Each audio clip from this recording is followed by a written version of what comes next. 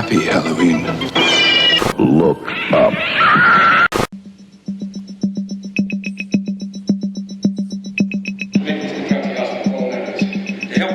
Give me a hand. Come on, get going. Come on, this ain't hurt. He's in shock. Let's get him out. Think of it, Tom. Bones will mend. Wounds will heal. Diseases cured. Now tell me, isn't that worth everything? Hot damn ladder. You're no experiment, John Kirby. Not to me. You're my life's work.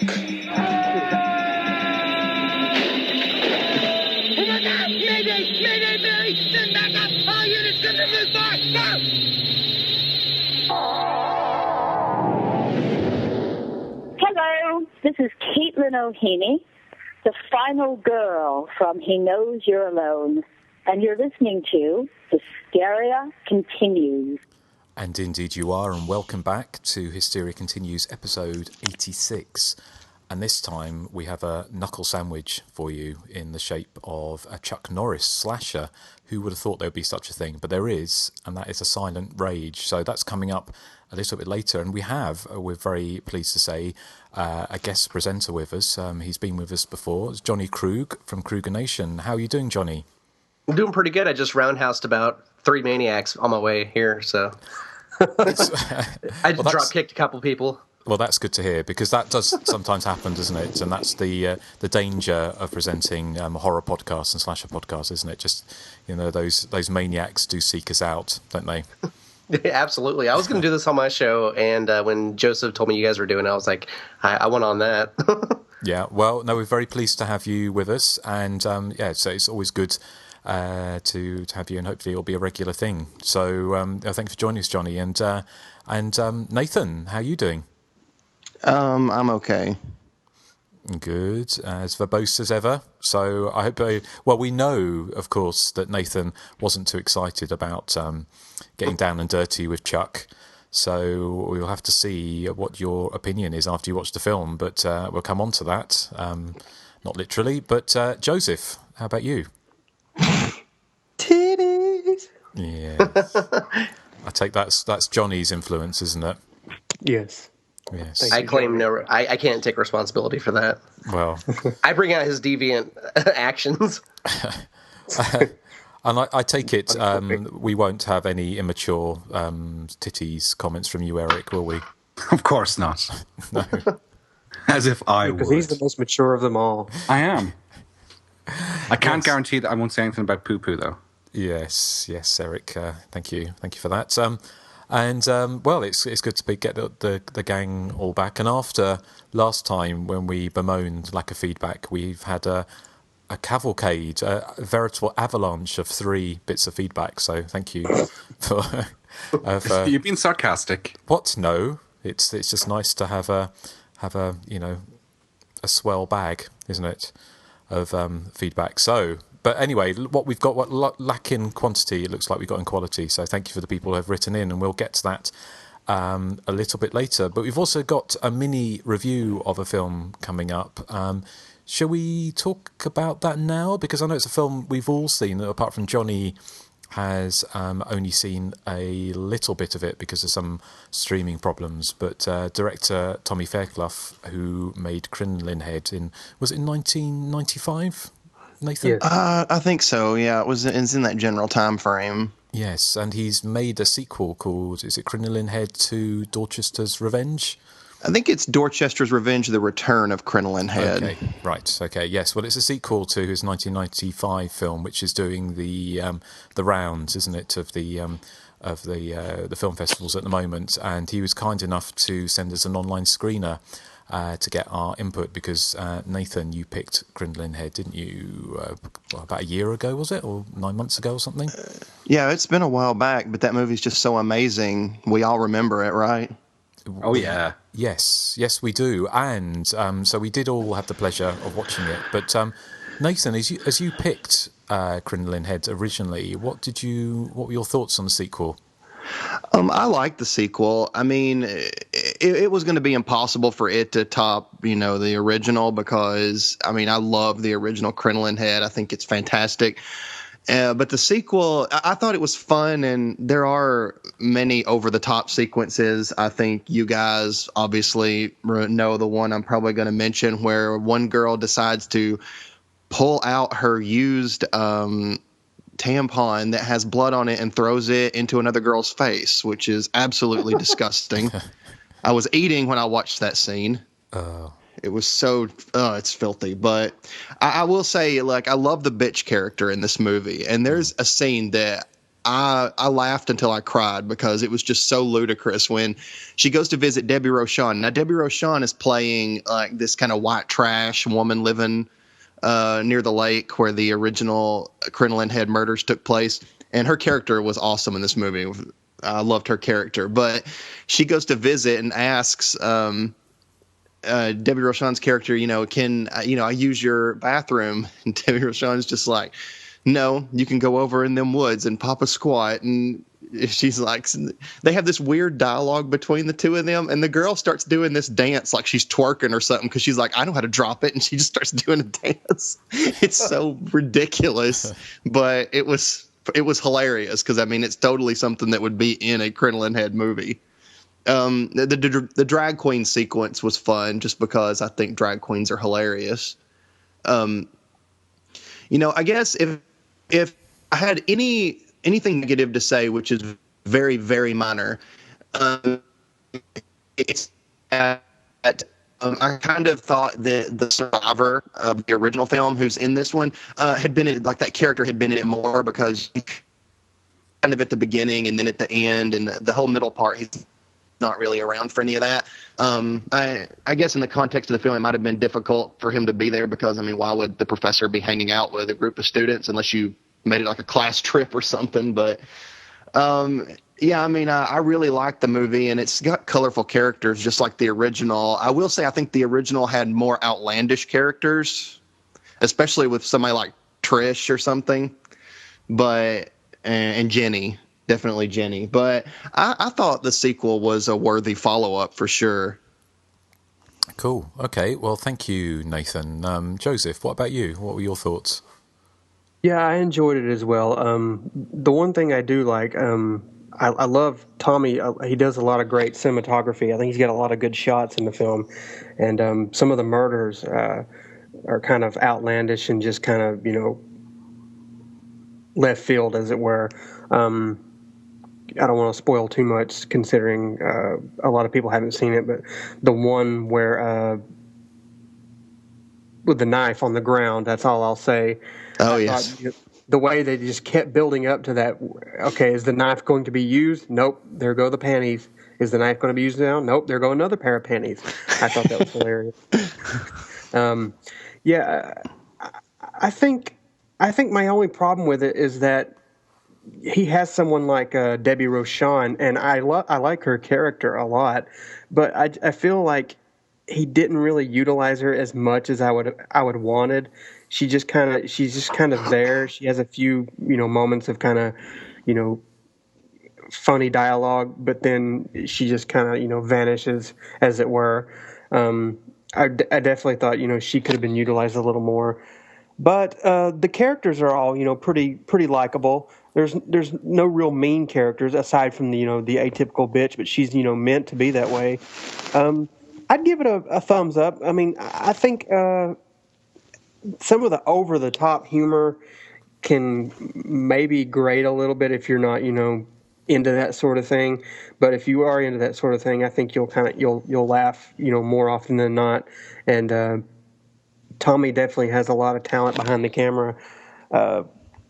And some of the dialogue is sharp and well written. So I'd like it about the same as the original Crinoline Head, I'd say. I think that if Debbie Rochon is in a movie throughout, I still would say it didn't have enough Debbie Rochon in it because I think she's awesome. Mm-hmm. Yeah. Excellent. Right. Well, thank you, Joseph. Erik, how about you? Yeah, I liked it probably as much as the original, I'd say. As with the original, I think the really fun characters get disposed of too early, probably. I love the drag queens in it. I'd actually love to see a slasher movie where a drag queen is the final girl, which I think would be quite interesting. But they're really fun in this, and it gives it this real John Waters vibe, as well as Debbie Rochon, as you're saying, who's, you know, this foul-mouthed white trash girl living in a trailer, you know, near the location of the first movie. And she has some great dialogue, as I think Nathan was saying there, where the bitchy character arrives looking to use the toilet. Her response is, "I don't want your dirty vagina stinking up my home," or something like that. Anyway, she reminds me actually of Ethel from Friday the 13th Part 5 a bit, except she's more of a MILF than Ethel could ever be, surely. The bloody tampon scene, oh, that was nasty. I mean, it was very funny, but so disgusting. And the film's not incredibly gory, but that one scene will certainly turn your stomach. If there's one criticism I have, I found the dialogue was quite low in the sound mix in certain scenes. I don't know if anyone else had that problem. I was watching it on a laptop. You know, it wasn't connected to proper speakers, so maybe that might have been the issue. But I thought, as Joseph was saying, I think Tommy has a lot of talent. It's really well directed. And if you're a fan of the first one, I definitely would recommend the sequel, because when it's funny, it's very, very funny. Thumbs up from me for Dorchester's Revenge. Cool. And Johnny, you saw about 10 minutes. Did you like what you saw? Yeah, it was really good. In fact, I thought I saw past the credit sequence into the flat tire scene, and what I saw I thought was pretty funny and stuff. I mean, the beginning wasn't necessarily funny, but once they have the flat tire and stuff, the dialogue was pretty cool.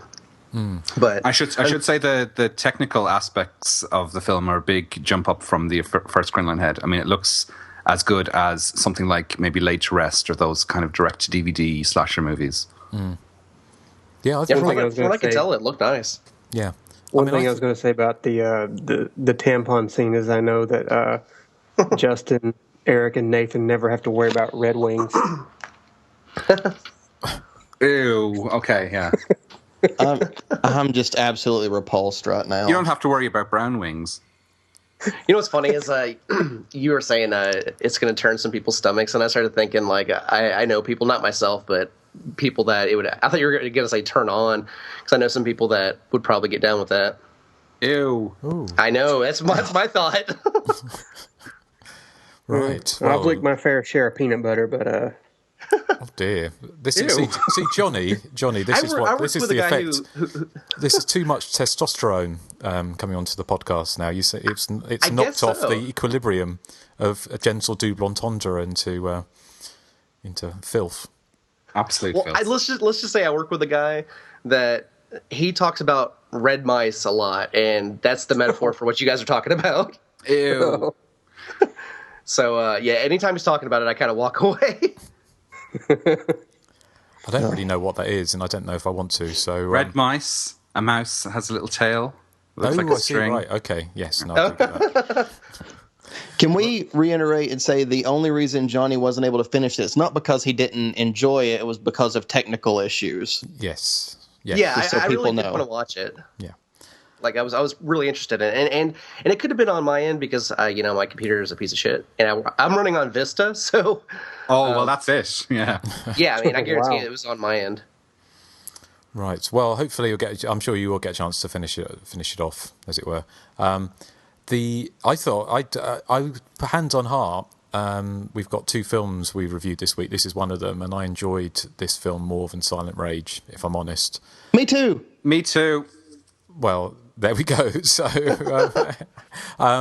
not that I mean, we'll get on Silent Rage in a little bit, but I really enjoyed this. I thought everything's been said before by everyone else. I agree with. I really liked the drag queen characters. They're not in it enough for my likings. I mean, they've basically, if you've ever seen RuPaul's Drag Race, it's just like it's basically 10 minutes of those kind of characters and that kind of dialogue, and they're really well played. They're very funny and very over the top. My one criticism of the film, apart from a couple of things, I think there were a few sound issues where some of the dialogue was a little bit muffled. The rest of the film technically was fantastic.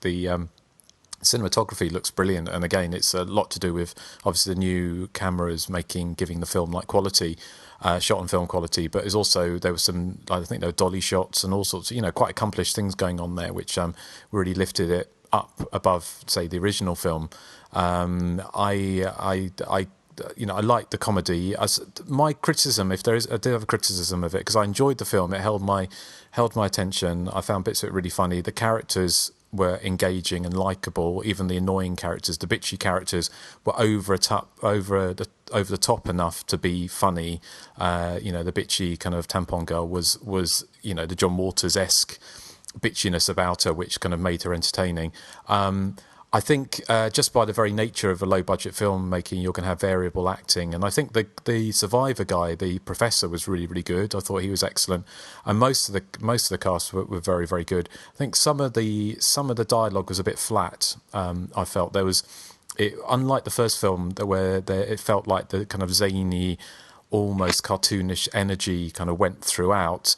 In the sequel, there were bits of it where I think perhaps the lack of experience some of the actors brought it down to a little bit of a bit of flatness with some of the dialogue, and it wasn't the dialogue's fault, but that's a minor quibble, because I thought this was very, very entertaining, and it's definitely would get a recommend from me. Anyone who's got an interest in Crinoline Head or slasher movies with kind of slightly kind of bizarre kind of twist, kind of John Waters-esque twist, but still satisfying on the horror. It wasn't a particularly gory film, was it? There was not really. Most of the deaths were shown in cutaways, weren't they? There wasn't really. It's not an over the top gore film like something like Later Est or some of the nouveau slasher movies of late. A lot of the murders were more kind of almost comical more than they were gory. Like like I said, the one with the knife on the ground, and then you have the one in was she he or she was it a sleeping bag and it was hung up from the tree? I can't remember. No. It's in some kind of burlap sack or something. Or no, it's the pinata. Yeah. I thought that was very, very humorous. Yeah, there was kind of it was clever. It's very well thought out. There's a great pinata gag, which I'm surprised no one's done before, because it was so obvious. But it was kind of really well done. Right. It was kind of it's a good fun film, and it deserves to be successful. And obviously the ending, as you probably would imagine, leaves it open for a Crinoline Head 3. So hopefully this does well enough to it kind of reminds me in some ways. I don't know what you guys think about Sleepaway Camp 2 and 3. Yes. Those movies are awesome. Yeah, because one of the drag queens, doesn't they say, because they get basically they're driving to a club gig and they take a wrong turn, and then they end up, and one of them says, you didn't tell me you're going to take me to Sleepaway Camp or something. So I think there was definitely the Tommy Fairclough's nodding to those films. So if you enjoy those and the original Crinoline Head, I think you're going to love this. So thumbs up from me. I had a question for you guys. Sorry to interrupt you, Nathan. That's okay. Erik had said a final girl as a drag queen. It's been a long time since I've seen it, but in the gay bed and breakfast of terror, is it a drag queen that is the final girl? No, the drag queen's not the final girl. The drag queen is like I can't spoil it. The drag queen is not the final girl. I'll say that. I haven't seen that movie. Would anyone recommend it, or is it? It doesn't know what it wants to be. Yeah, that's my problem with it. And some scenes, in my opinion, drag way too long. No pun intended. Okay, let's. I'm like, let's just hurry up and get to the next scene. I mean, I think the movie maybe should have been more edited, like maybe a little bit better, maybe for a brisker pace. It was 2 hours long, right? Yeah, it's too long. But I mean, it's not a bad movie by any means. I mean, I didn't really feel bored watching it. I was just kind of wanting to get to other scenes, I guess. There's actually a really good gag in that movie because these two lesbians in it, which they're into like body paint, and they're having this weird like sex scene, body paint type stuff, and one's like covered in red body paint and just lying there, and the killer walks by the door and looks in and like kind of like shrugs or something, like, did I kill her? I don't remember killing her, but then walks on. So her weird body art helped her in that scene. Does anyone seen? There's a film, isn't there, called "Ticked Off Trannies with Knives"? I heard Patrick watched- talk about it. So I watched a little bit of that, and I didn't finish it because I thought that it was really funny at first, but it just kind of lost me about halfway through. right. Yeah. It sounds like the headline from a Bristol newspaper about something that you and your other half got up to. Why would that be? What, when we were out shopping for Toya shower curtains? Yeah. Yeah, I have an issue with that post you put up on Facebook yesterday. What is your issue? That does not look like Toya on that shower curtain. I admittedly, her hair is a little bit longer in that.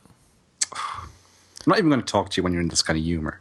Okay, right. Well, let's move on then. So have we... Well, before we move on, Yes. I just want to tell Tommy, if he's listening to this, make a Crinoline Head 3. It needs to be a trilogy. Yes. And maybe in this last one, it can be like a bus full of potential RuPaul's Drag Race hopefuls, and the bus breaks down in Crinoline Head territory. That would be fantastic. Yes. That would be fantastic. Yeah. And Toya is the heroine, and she saves everyone. Is she a drag queen? With her brilliance. Yeah, she's a No, drag queen. she's not a drag queen.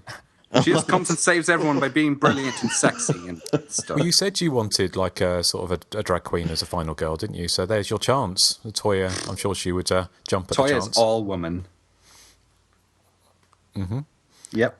So, okay, well let's move on and to recently seen. And Johnny is your special guest. Do you want to tell us what you've been watching recently of note? Honestly, I was just on the podcast Under the Stairs, and they're doing their best and worst remakes.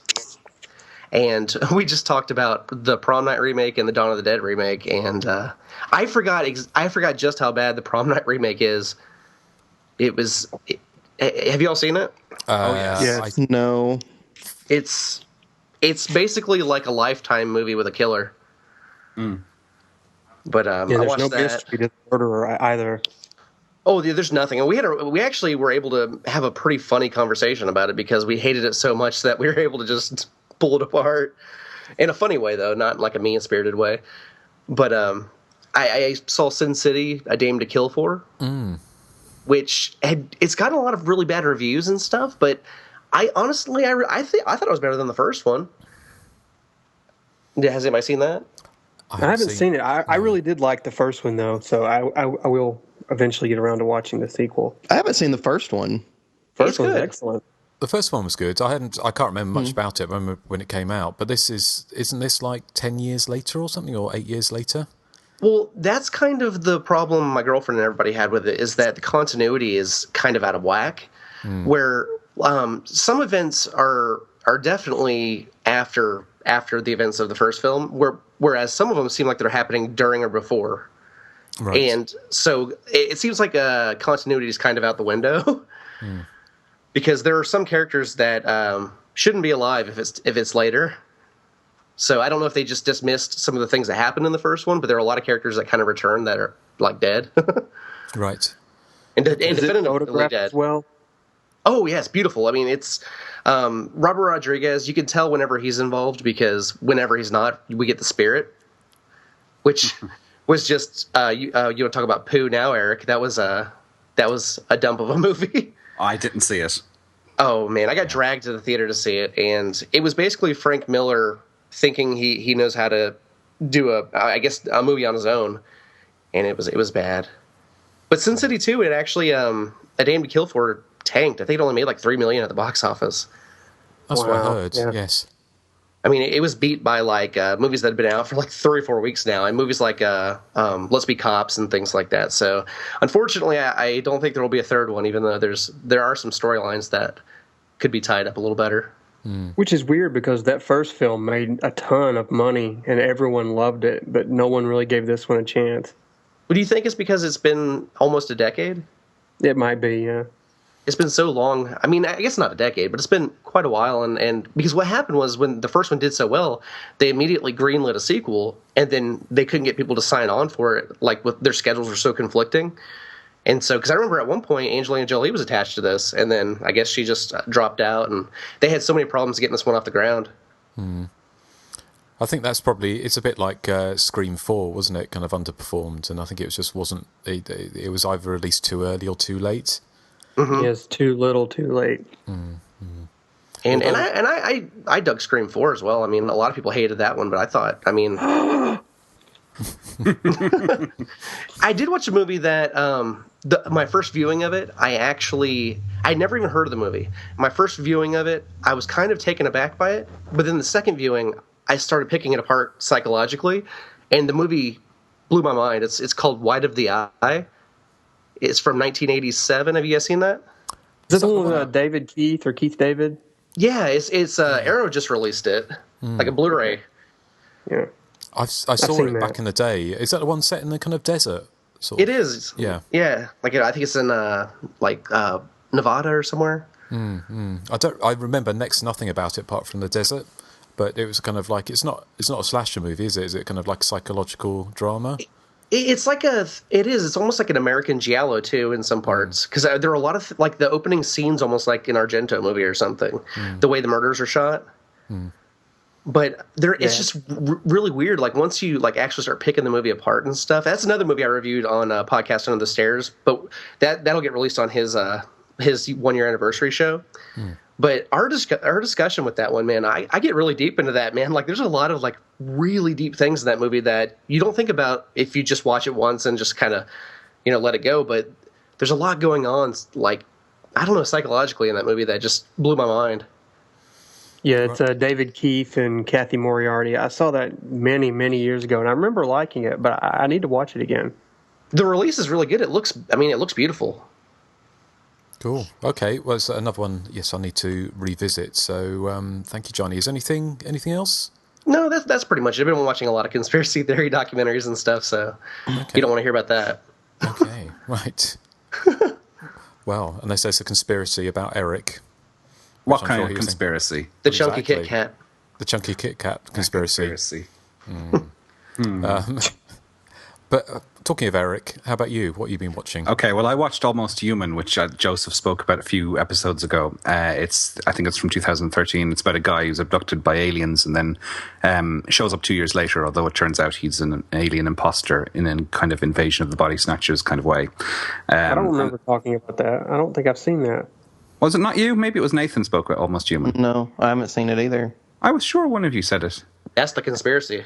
Yeah. Yes, it is. Spooky now. Anyway, the film itself is nothing spectacular for the first hour, but in the final reel it turns into extra, which made it really, really entertaining and salvaged it for me. So it earned kind of a thumbs up for that final 30 minutes because there's lots of kind of gloopy, silly, gooey special effects. But that first hour was kind of a chore. It wasn't a chore as such. It was absolutely nothing special, and it was very run of the mill. But I would recommend it. It's called Almost Human. Are you sure, Joseph, that you didn't mention this? Is it Mark Fisher disappeared from his home in a brilliant flash of blue light almost 2 years ago? Is it that movie? Yes. No, I have not seen it. No. God, I must be hallucinating. I love that poster that's on the IMDb, though. Now I want to see it. Yeah. Gosh, I am hallucinating. The other one I saw was The Haunting in Connecticut 2, Ghosts of Georgia. Now, Georgia and That's the worst title ever. I know. They're two separate states, surely, yes. Two separate places. Really far apart from each other. Yeah, it's as you can imagine, it's an in-name only sequel to The Haunting in Connecticut, and this one is set in Georgia. It's also based loosely on a true story that happened. It's to do with a family moving into a remote rural house in the woods where a sinister taxidermist used to live and used to practice his trade on humans. And it results in sort of ghostly apparitions and typical ho-hum haunted house cliches, follow, such as the young daughter in the family is the only one who can see the ghosts and nobody believes her, blah, blah, blah, blah, blah, blah, blah. I couldn't recommend it because I have to say, because it was just so bland. I was watching it on Netflix, which means, well, it doesn't mean I was watching it for free, but it felt like I was watching it for free, but it was a complete waste of time. The only way it could have been more bland if it had a Celine Dion soundtrack. It's one definitely to avoid. That title is so bad. I know. I can't even believe that guy. That like somebody that went across so many desks and it got approved. Nobody stopped and said, "This is the dumbest title ever." I know. I mean, they could have called it anything. They didn't have to. Or if they were going to make it as a sequel, they could have just relocated the true story to Connecticut. Yeah. I know. One town over. Yeah. Yes, The next one will be in Canada. Haunting in Connecticut 3. yeah. Freaking Quebec's Revenge. Hunting in Connecticut 4, Pago Pago. So, I want the third one to be set in Bum Bum, Arizona. is there a Bum Bum? I don't know. Let me check on my There's Facebook. not. On your On Facebook? my Facebook page, it says my hometown is Bum Bum.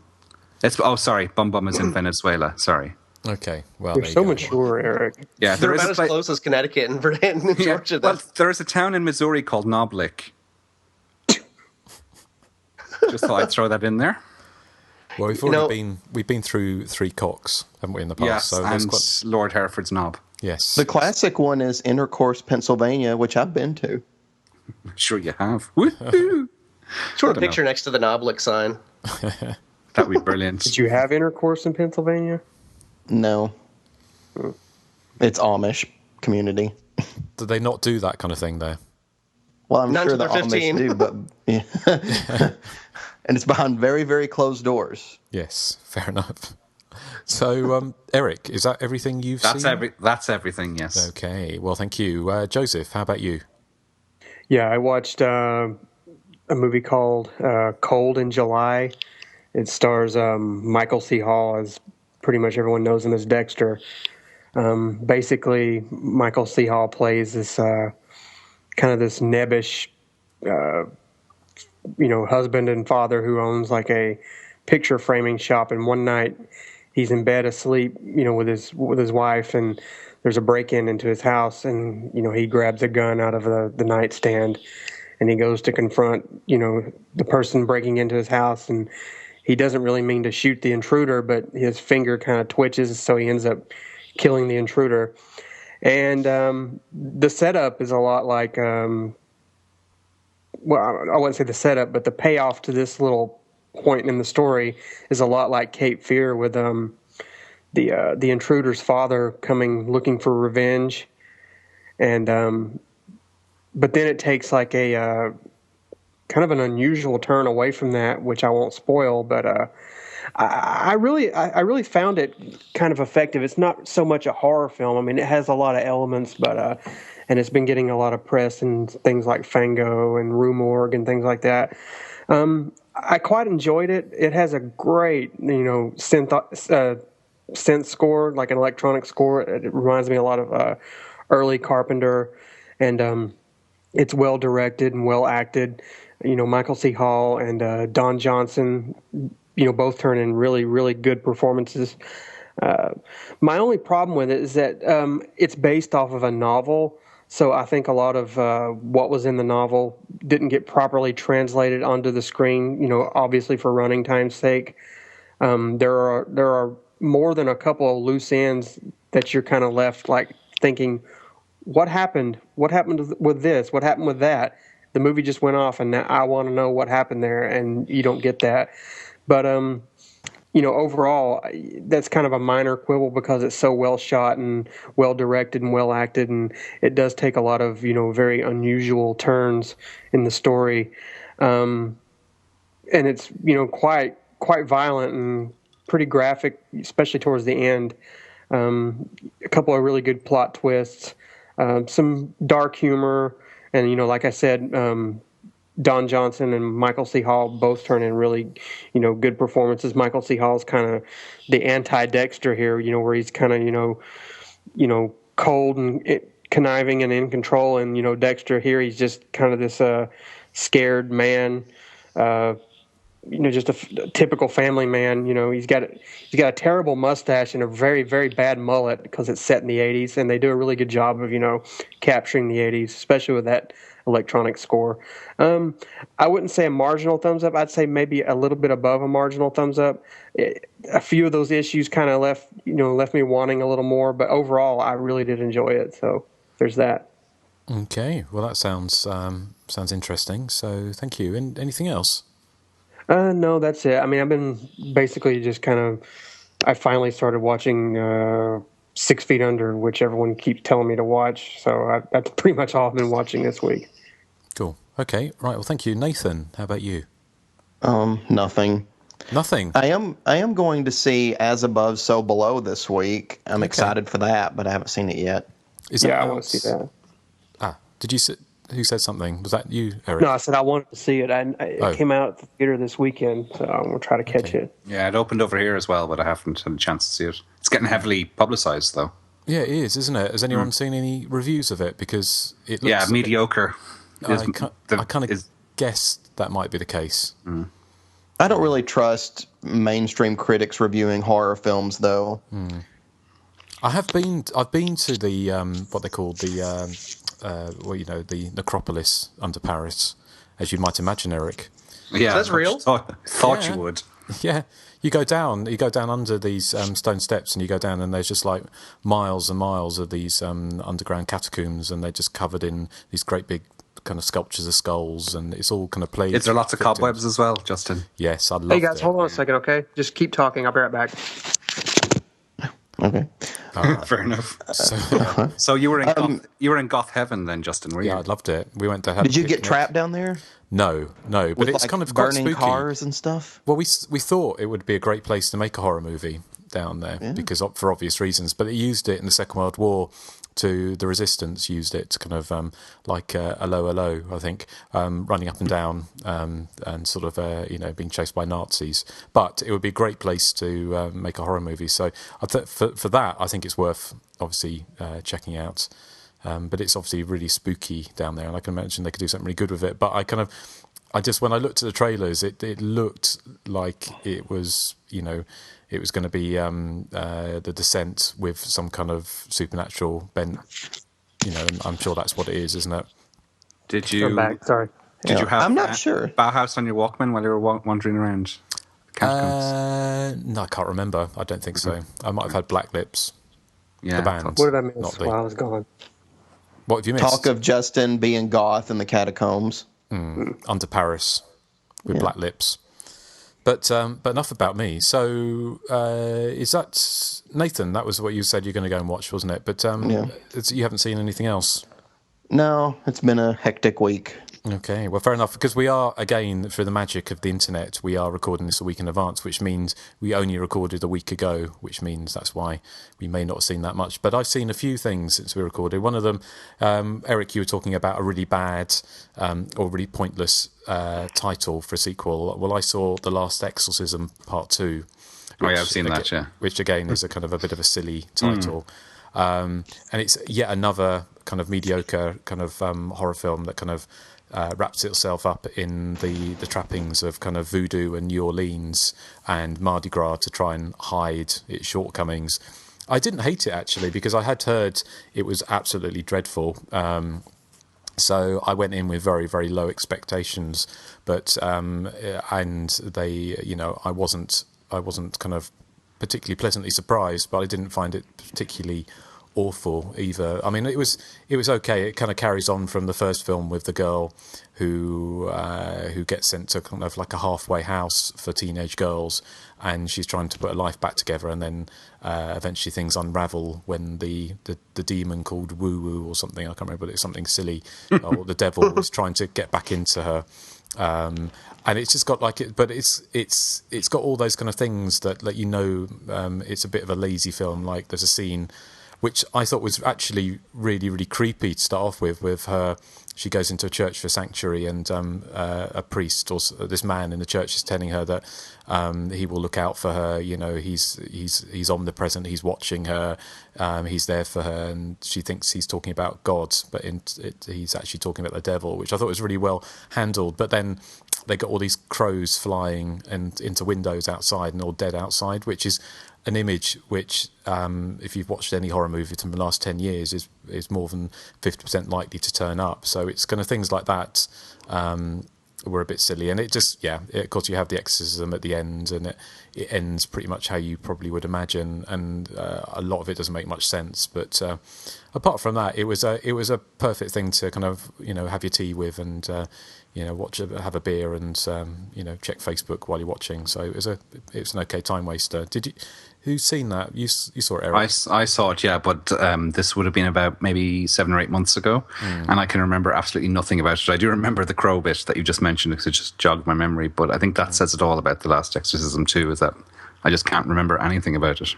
Well, it's just kind of, it has things like, there's one of the girls in the halfway house is you kind of, she throws these kind of looks as if like you think, oh, like she has these little smile when something bad's happening, and then there's a scene where her eyes go black.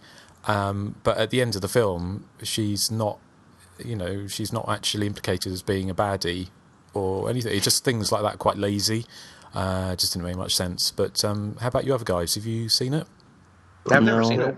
No. I haven't seen the first one either. Okay. I thought the first one was pretty good. I mean, a lot of people didn't like it, because of the ending. But I thought it was pretty cool as far as one of those like documentary found footage films goes.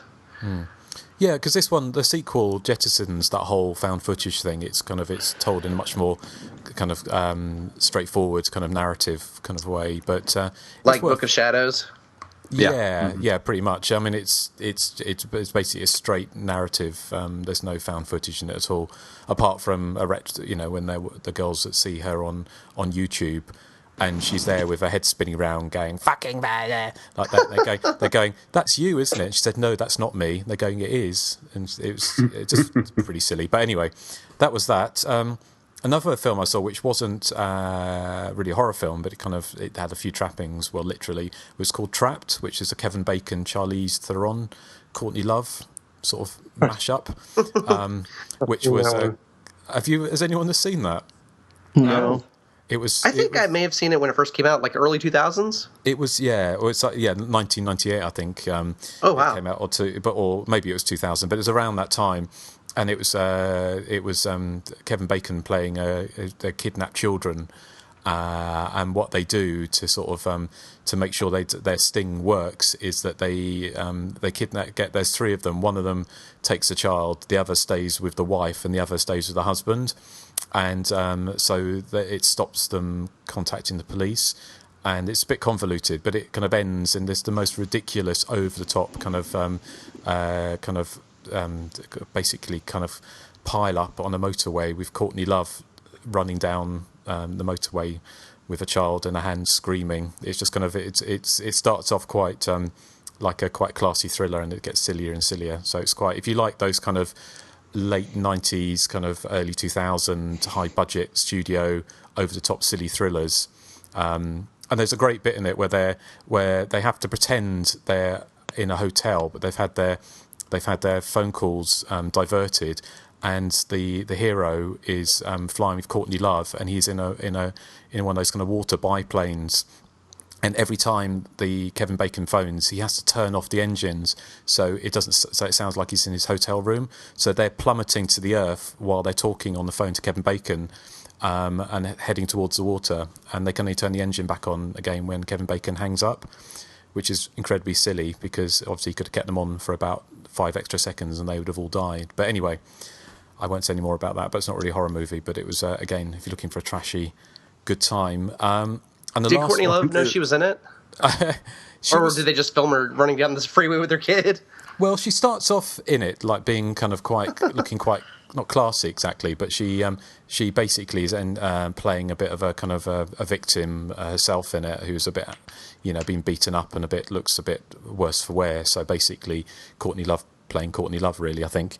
But yeah, no, she was okay in it. Justin, you said if you're looking for a trashy good time, isn't that what you put into your personal ad when you advertise in the Bristol Echo? Well, there isn't a Bristol Echo, Eric. Well, whatever it's called, man. Yes. Well, I don't know. What do you put with that photo of you on the sofa you put on Grindr? You have Grindr over there? Grindr's universal. Yeah. I think a lot of those apps are like worldwide, yeah. Yeah. I wouldn't know. I don't have it. I don't know what Erik probably has. I don't know what you know Grindr about is. it. Bearder or something, don't you? Sorry? Bearder or Daddy-der. Something. Oh, yeah. Yeah. Growler. Growler. Growler. Growler? There's a barrel called Growler. Is there one called Growler? There is. Yes. That's a nickname for a lady's... Vag, yeah, I know. Yeah. Is it really? Yeah. Yep. I've never heard that. Have you not heard? I don't think it's an American term, so that, hence the name. The app sort of whizzed by the creators. That's right. awesome. So they created it in America and didn't realise it was a British kind of slang word for, like they say, did you catch the sight of her growler? See, in America, like, I don't know about Joseph and Nathan, but I know here when people say growler, they're usually referring to like a massive excrement. Ew. Like taking a growler. Yeah. I've just heard it a few times. But anyway, that's kind of enough of growlers and Eric's dirty habits. No, you're the one who advertises yourself as come ring me up for a trashy good time. I don't, Eric. You made that up. You're trying, just because Johnny's on the show, you're trying to add all these conspiracies where there aren't any. So the last one, it couldn't be further from trashy, but I saw Charles Lawton's Night of the Hunter, which from early 50s, I think, with Shelley Winters and Robert Mitchum, who playing as kind of psychotic preacher man who hunts down Shelley Winters and her two children because he thinks they know where some money's hidden. And it's a classic film, 1950, early 50s, in black and white. And it's the reason I'm mentioning it here is Robert Mitchum. This plays is kind of like this preacher man is like a boogeyman almost, and he has more menace in him. And is quite scary. More so than many kind of slasher villains, certainly. So even though there's no kind of overt horror to it, he's the way he kind of acts and the way he moves. He's almost like this kind of raven of death coming through the landscape. It's a fantastic film. Have everyone seen it? I've seen it. Yeah. Great film. Great film. Who said they hadn't seen it? Or Me. I haven't. You haven't? No. Oh, you should definitely watch it. Arrow have just released it on Blu-ray. But it's from the 50s and it's in black and white. So, Some of He's the one best of those ones are. guys. Eric, are you saying you won't watch a film if it's in black and white? Well, there'd be no chance of like hilarious fashions or What about Psycho? funky music or Psycho the 60s. Yeah, but it's black and white. Yeah. Yeah. Well, even less chance of that because this is set in the 1930s, I think. So Depression era. But it's a classy film, Eric. I know you don't normally. I don't do classy, Justin. I know. Apart from Toya, she's classy. Well, let's brush over that, shall we? So, shall we move on to the Justin? feature of the week? Yes. Have you seen Night Must Fall? Which one? The original one with The Albert original Finney? with the hat box. With Albert Finney. Yes, I have. It's such a good movie. That's a great film, isn't it? That was but that was a remake, wasn't it, of a early 30s one, I think. With someone else. It might be. Yeah, I mean, yeah, it could be. I don't know. No, that was really good. That was really good. I'm reading, just on talking of slasher movies. I finally got round to reading properly the Blood Money, the history of the first cycle of teen slasher movies. Can't remember who wrote it now. Has anyone read that? Yeah. Mm-hmm. Yeah. No. Did you like it, Eric? No, No. not really. It's very academic, which wasn't what I thought it was going to be when I purchased it, because the cover of it makes it look like it's going to be, another Teenage Wasteland or something along those lines. And then when you open it up and start reading it, it seems to be almost like a student's textbook for universities or something. I mean, once I got over the fact that it was quite dry, I'm quite enjoying reading it because I know what to expect. It says quite a lot of stuff, which I think is a lot of interesting background to slasher movies, stuff that I didn't really understand about how Halloween didn't necessarily create this avalanche of films. Well, it did, but it took a while, and there's various things. But there's some things in it which made me. He was talking about how Psycho didn't actually spawn many copycat films, which is complete rubbish because it spawned loads.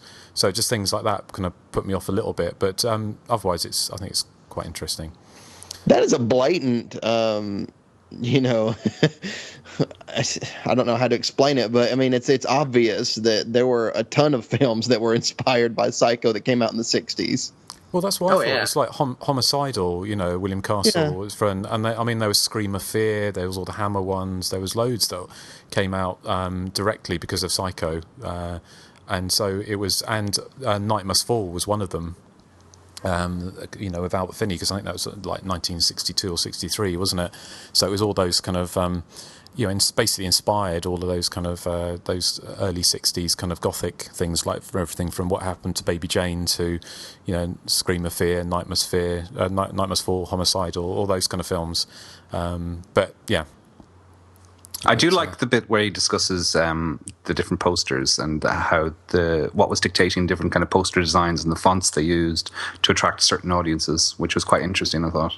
I also the thing I thought was most interesting at the moment in that was that, and also they're talking about the female, how a lot of the films were the slasher movie boom was partly born on the back of the female audience, and saying how films like Prom Night were directly marketed and made for female audiences, inspired by the success of things like Grease and other films which had like a big female audience. And especially looking at like Prom Night and saying how that was done to try and capitalise on a female, get as many women watching as possible, which I think interesting. But yes, well, shall we move on to the feature presentation? Yes, please. Yes, and Joseph, are you going to bring us in? Yes. Science created him. Now Chuck Norris must destroy him. He's an indestructible man, fused with powers beyond comprehension, an unstoppable terror who, in one final showdown, will push Chuck Norris to his limits and beyond. Okay, Silent Rage is a movie I used to watch a lot back when I was but knee-high to a Chuck Norris roundhouse kick. Often on Cinemax paid cable station in the early to mid-'80s. To be honest, I don't think it has held up as well from all those bygone memories, but I still think it's a lot of goofy, kind of cross-breeding fun. And I kind of wager a guess that those looking for, a slasher film in its purest sense probably wouldn't agree.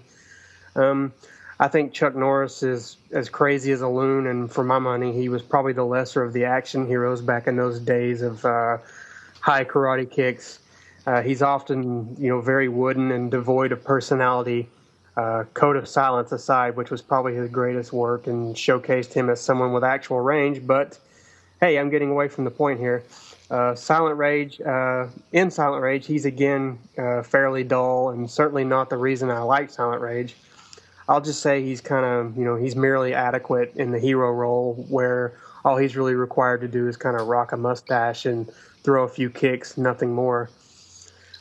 He's probably not the worst thing in the film for my money. I'd say the pacing doesn't really stand up to much scrutiny, as we have to kind of waylay from the Michael Myers-esque action quite often into the moral quandaries faced by the doctors who created the quote-unquote unstoppable killing machine. And there's only so many times you can, hear Charlie the deputy's sob story of the pooch in the freezer before it loses its humor. There's a protracted bar fight. While it's well choreographed and features a hilarious punchline, no pun intended, it also kind of drags down what we really came to see, and that's the unstoppable killing machine. Brian Libby as John Kirby is both terrifying and hilarious as the Michael Myers clone who, as Justin put it in the old Hysteria Lives review, looks like a psychotic Marcel Marceau. The last half is where the fun kind of begins, as Norris and his gal pal end up on the run from the unstoppable Kirby until Chuck is basically forced to fight the stealthy murdering machine. There's also a great mini moment of Halloween 2 inspired slasher action at a hospital, where John Kirby just kind of goes on a rampage and offs anyone who gets in his way. Luckily, Silent Rage doesn't really cheat with a special powerhouse kick to John Kirby's melon. There really is no stopping him, and even a big hole in the ground that ends up being Kirby's ultimate resting place is stymied by that "let's make a sequel" final shot.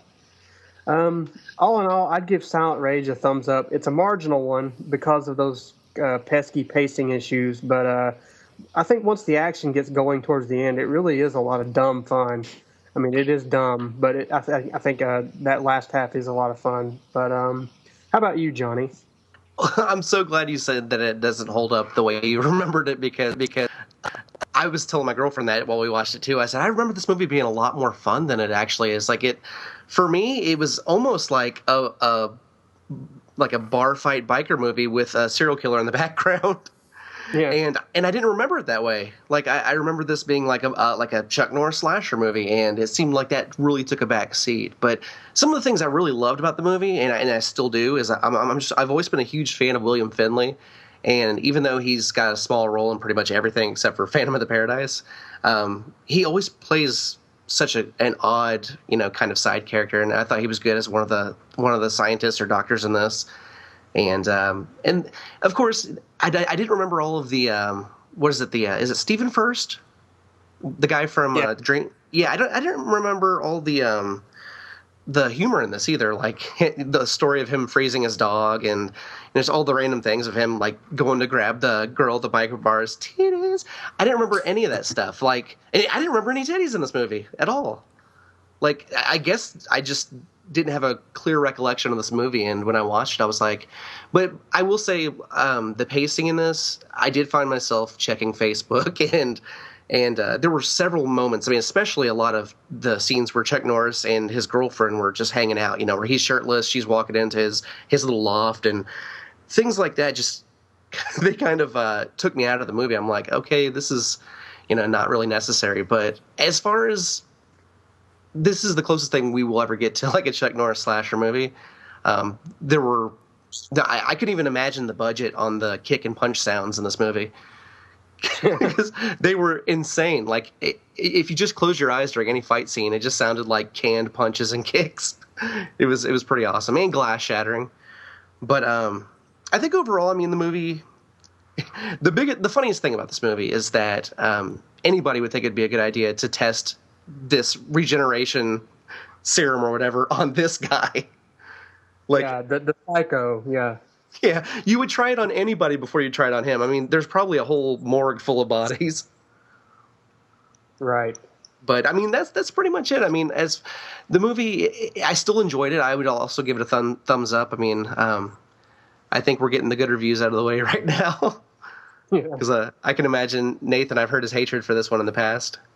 Yeah. Yeah, I think I'd agree with you. It definitely has not held up for my money as my child. I loved this as a kid, but now a lot of it is pretty boring until it gets to that last stretch of all slasher action. That's where it really shines. But Erik. Yeah, I hadn't seen Silent Rage before, so I had no emotional attachment to it, I have to say. And I wasn't crazy about the film, I'm sorry to say. And one of the first things I noticed, like very early on in the film, is the lack of any kind of score under many of the scenes. You get lots of sound effects, as Johnny was saying, sort of really hokey, canned punch and kick sound effects, but no kind of score to create any tension. Now, sometimes I love when there's no music in the background of a film. Like, I'm a big fan of Jean Rollin movies, which rely a lot on just spooky, eerie sound effects in the background. But in the case of Silent Rage, it really sticks out like a sore thumb that the music is missing and everything feels really flat. It almost feels like you're watching a work print version of a movie. My girlfriend pointed that out at the beginning. The beginning, when they're fighting, there's like no sound. Yeah. No music. It's weird. And I know it's like... I'm a big fan of, and of course this will make sense to you all, I'm a big fan of Moonraker, which is my favorite James Bond movie, and it's most people's least favorite James Bond movie. But there are sequences in that, fight sequences, that have no score as well, and I always find them a bit peculiar. But it must have been just something of the time. I like the start. It starts off kind of okay. I mean, that family that guy is living with would drive anyone to murder. You have that horrible mother who's shrieking, and the kids are running around. They're just saying shit all the time. Is it any wonder he takes sort of an axe to them? That's fairly decent. But then it comes to a grinding halt as we have this endless sort of shot following Chuck Norris around this house for what feels like an eternity. It's probably only about 2 or 3 minutes.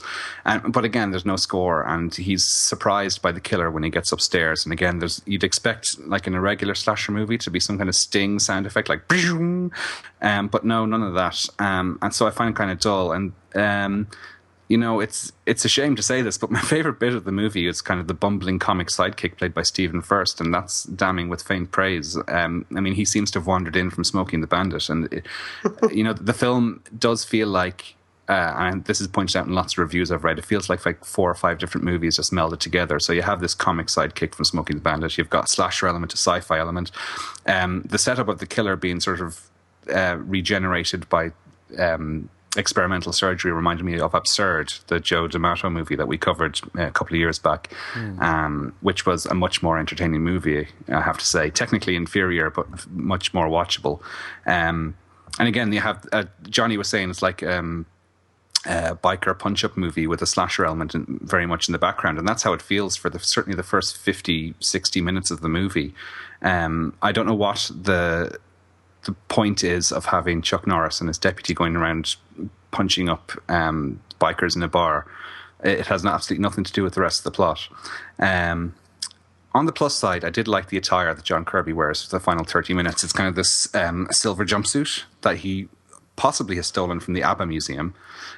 His facial expressions throughout the movie are also kind of funny, kind of goofy, the Marcel Marceau element that Joseph was mentioning there.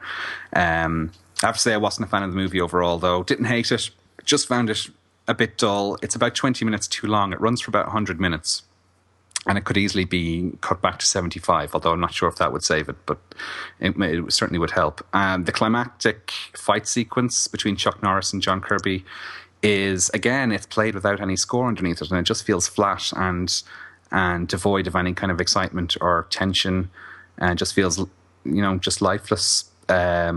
So it's a thumbs down from me for Silent Rage. It's not a bad film. It's technically well made. It's all over the place, a bit dull. And as a horror film, it doesn't work at all for me, I'm afraid. Yeah, it's kind of like they tried to throw too much at the wall to see what would stick, where they should just throw maybe. Yeah, I don't mind Chuck Norris beaty uppy movies. Like I've seen the Missing in Action films, and I've seen Invasion USA, and I find them quite entertaining. This one didn't work for me. Yeah, his best movie is Code of Silence. Definitely not Silent Rage, but Justin. Well, I thought I hadn't seen Silent Rage since we reviewed it for Hysteria Lives. We did that joint review many years ago, and I forgot what a sensitive portrayal of mental illness it was.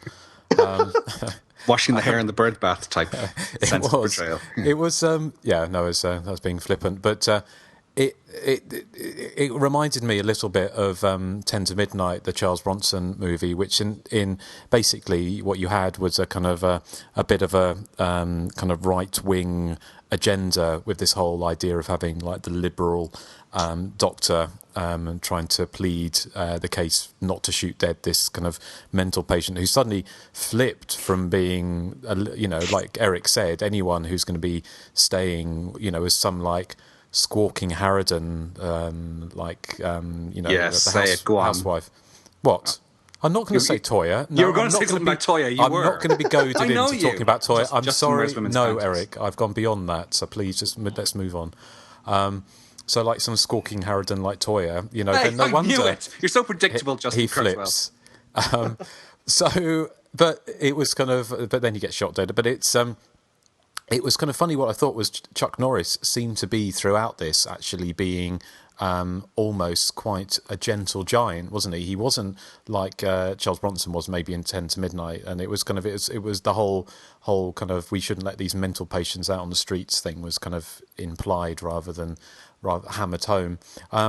I actually I agree with what everyone else has said. I mean this I can see how this was written probably by committee. Slasher movies are popular, martial arts movies were popular. Let's get Chuck Norris in. If we don't have fights in it, the people who would come to see a Chuck Norris movie are not going to be happy. So the whole biker thing was completely redundant, but it was in there for they'd done their math basically and realised what would satisfy a certain section of the audience. But unfortunately, it pretty much killed the slasher side of things, pretty much stone dead.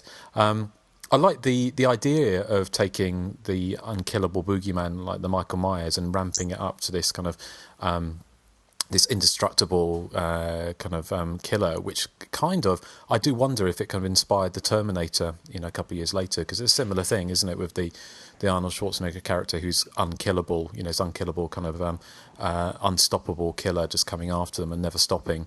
So the Terminator was a rip-off of Absurd, is basically what you're saying. I am, yes. Well, wow. Yeah, Well, don't you think? Well, I do now. Yes. Absurd and The Terminator are both better than Silent Rage. Yeah, absolutely. I mean, it's got some good things in it. I like, some of the actors, because considering it's probably quite an expensive movie, I would think. Well, it's not like in the grand scheme of things, it's not a big budget movie, but certainly for a slasher movie, cinematography is pretty good. The quality of actor and actress in it are pretty good for the most part. So it's nicely shot. The bits I found quite funny actually were the bits that Johnny kind of zoned off from, which are the bits that were the whole ridiculous romantic interludes between Chuck Norris and his girlfriend, which he has this kind of romantic dinner date with her, or this kind of bizarre hammock swinging thing after that massive barroom brawl where he doesn't have a single bruise on him, does he? Which I thought was quite bizarre. But yeah, they obviously didn't really spend much money on the music, did they? Because Chuck Norris turns on the most banal kind of music in his apartment, and his girlfriend comes in and says, "Can I turn that off?" And I was going, "Thank God for that," because it was. I can't imagine anyone actually listened to that for pleasure.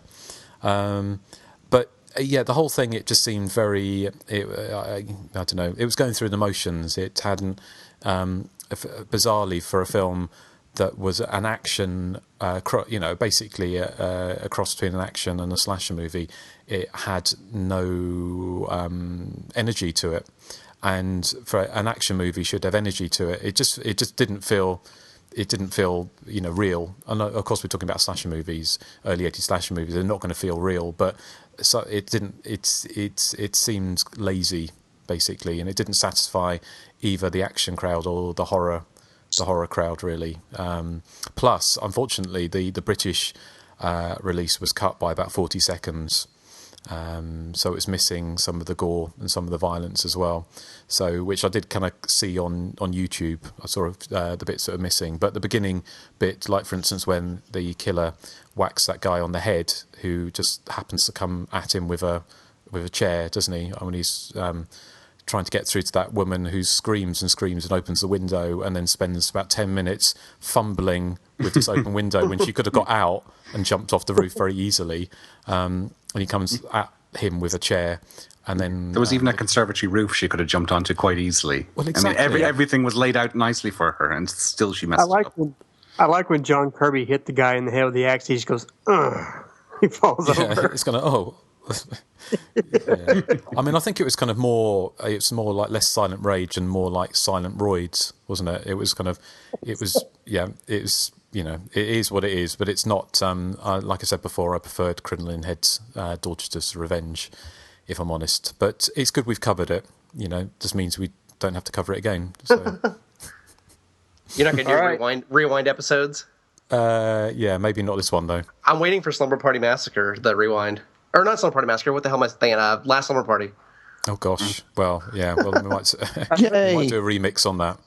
I honestly, I felt like, I feel like 10 to Midnight actually holds up a lot better. Like, I think it has a lot more of the slasher element and stuff in it than this one. Yes, no, I agree. It's a better film. It's a more entertaining film, and it's more buttocks.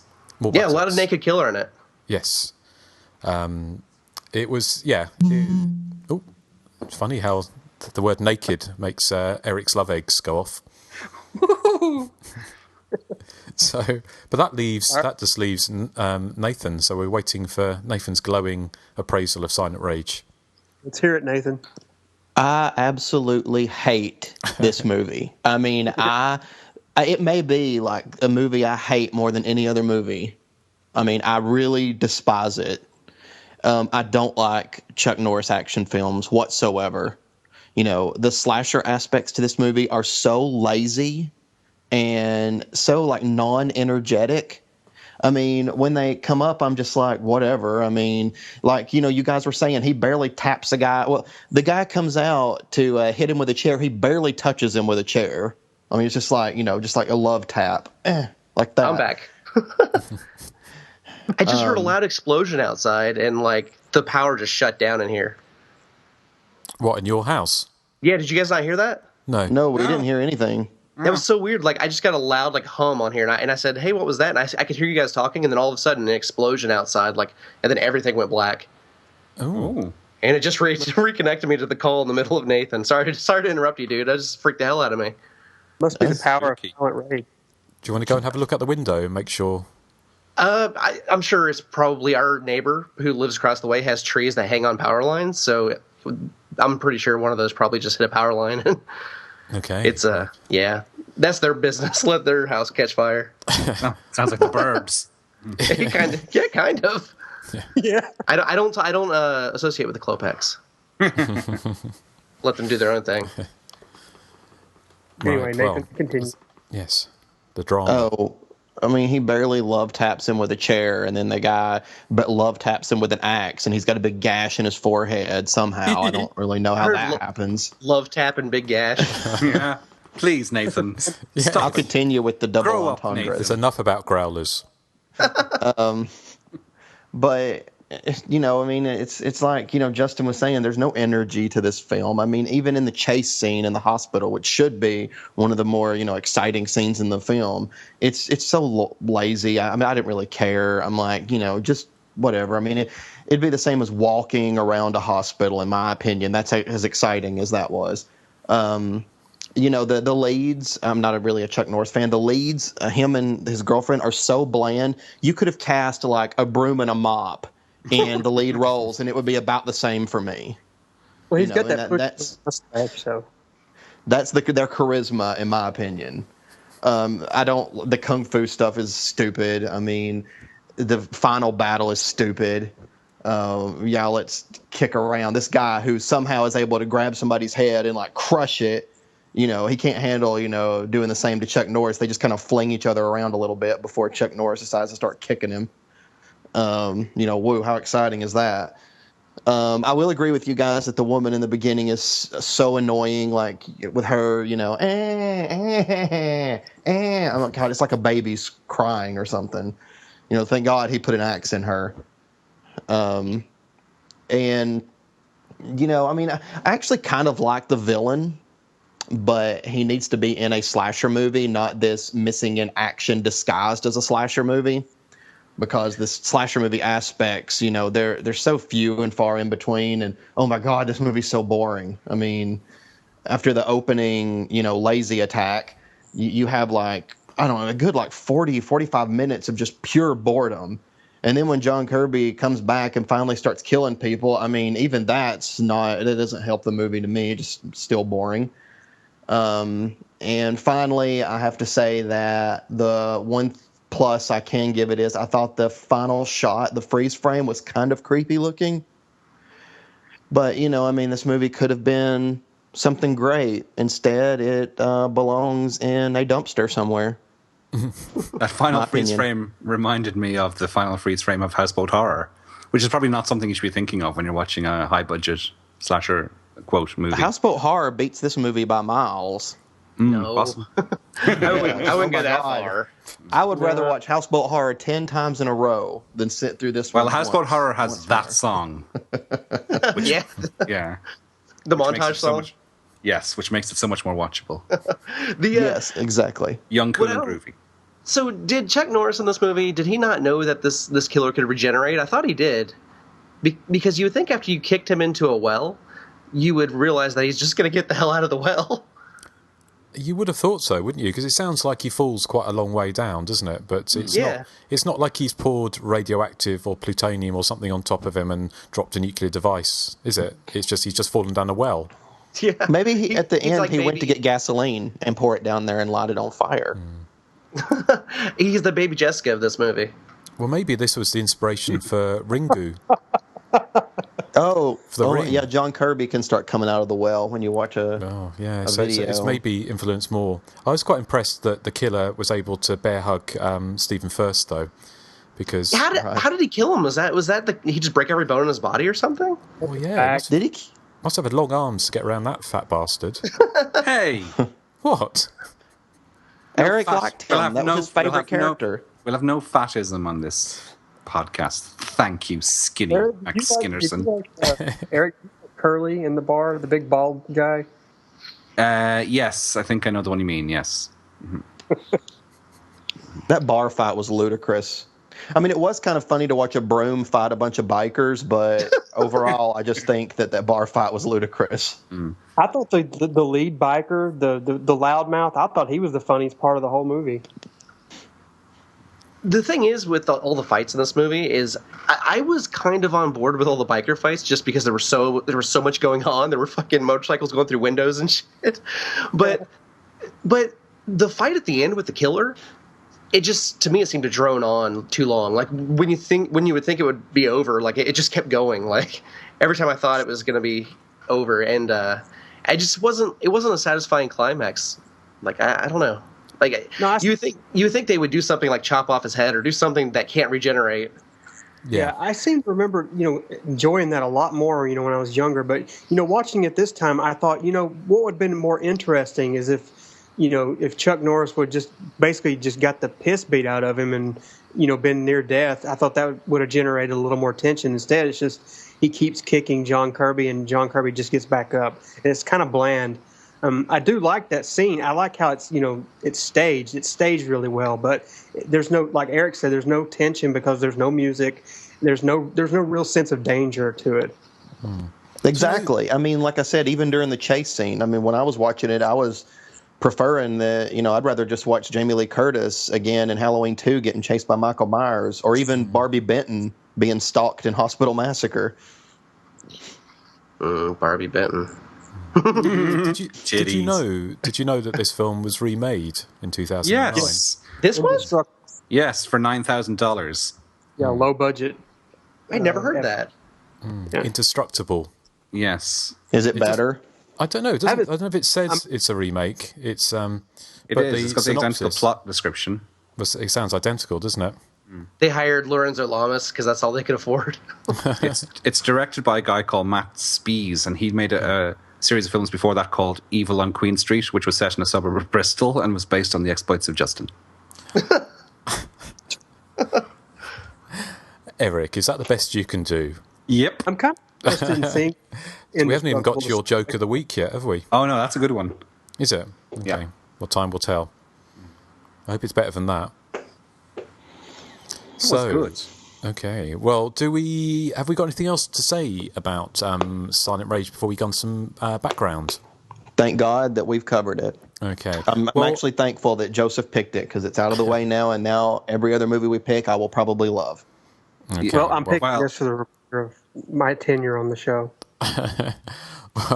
Well, okay. Well, let's take a quick break now for this is the Silent Rage TV spot, and we'll be back in a minute to talk about background. Fighter of our time. Now he must face an indestructible man in one final showdown that will push him to his limits and beyond. Chuck Norris in Silent Rage, rated R. Now playing at a theater near you. Okay, and that was the TV spot for Silent Rage from 1982. We're going to have a little bit of background information now, if we've got anything. So, who's got something? Johnny, do you have anything for us? No, not really. I mean, I looked at some of the trivia on IMDb, but it was all pretty much stuff that when you watch the movie, you can tell. It was like kind of dull facts. So nothing particularly interesting. Just the fact, I mean, one thing is that the director of this movie also did National Lampoon's Class Reunion, which I really liked. I thought that was a pretty funny comedy, as far as, I guess, slasher spoof goes. And it also it has Stephen Furst in it too, didn't it? Yeah. Yes, I think so. Yeah. So 2 directors, 2 takes on slasher movies. Neither one of them super great, but both of them are entertaining. Cool. Okay. No, I'm not sure I'd agree, but well, I Erik, think Silent Rage is actually probably better than National Lampoon's Class Reunion from memory. I love Class Reunion. Yeah, it's silly, but I liked it. It's funny, isn't it? Every time, like the word love or something sexy, those beads go off, don't they, Erik? Have you got them set for that? Eric. Maybe you would like to regale us with some background if you've got any. Okay, well, it opened on April the 2nd, 1982, which is my friend Keith's birthday. He would have been 8. But it opened the same weekend as Paul Schrader's remake of Cat People. It went into number 4 in the box office and stayed in the top 10 for 3 weeks. It grossed over $10 million. It opened on a whopping 1,458 screens, which is quite a lot back in the day, because Cat People itself was only on something like 600 screens. Stephen Furst, as you said, was also in Class Reunion, which was also directed by Michael Miller, who's the director of Silent Rage. Stephen Furst was also the villain in The Unseen in 1981.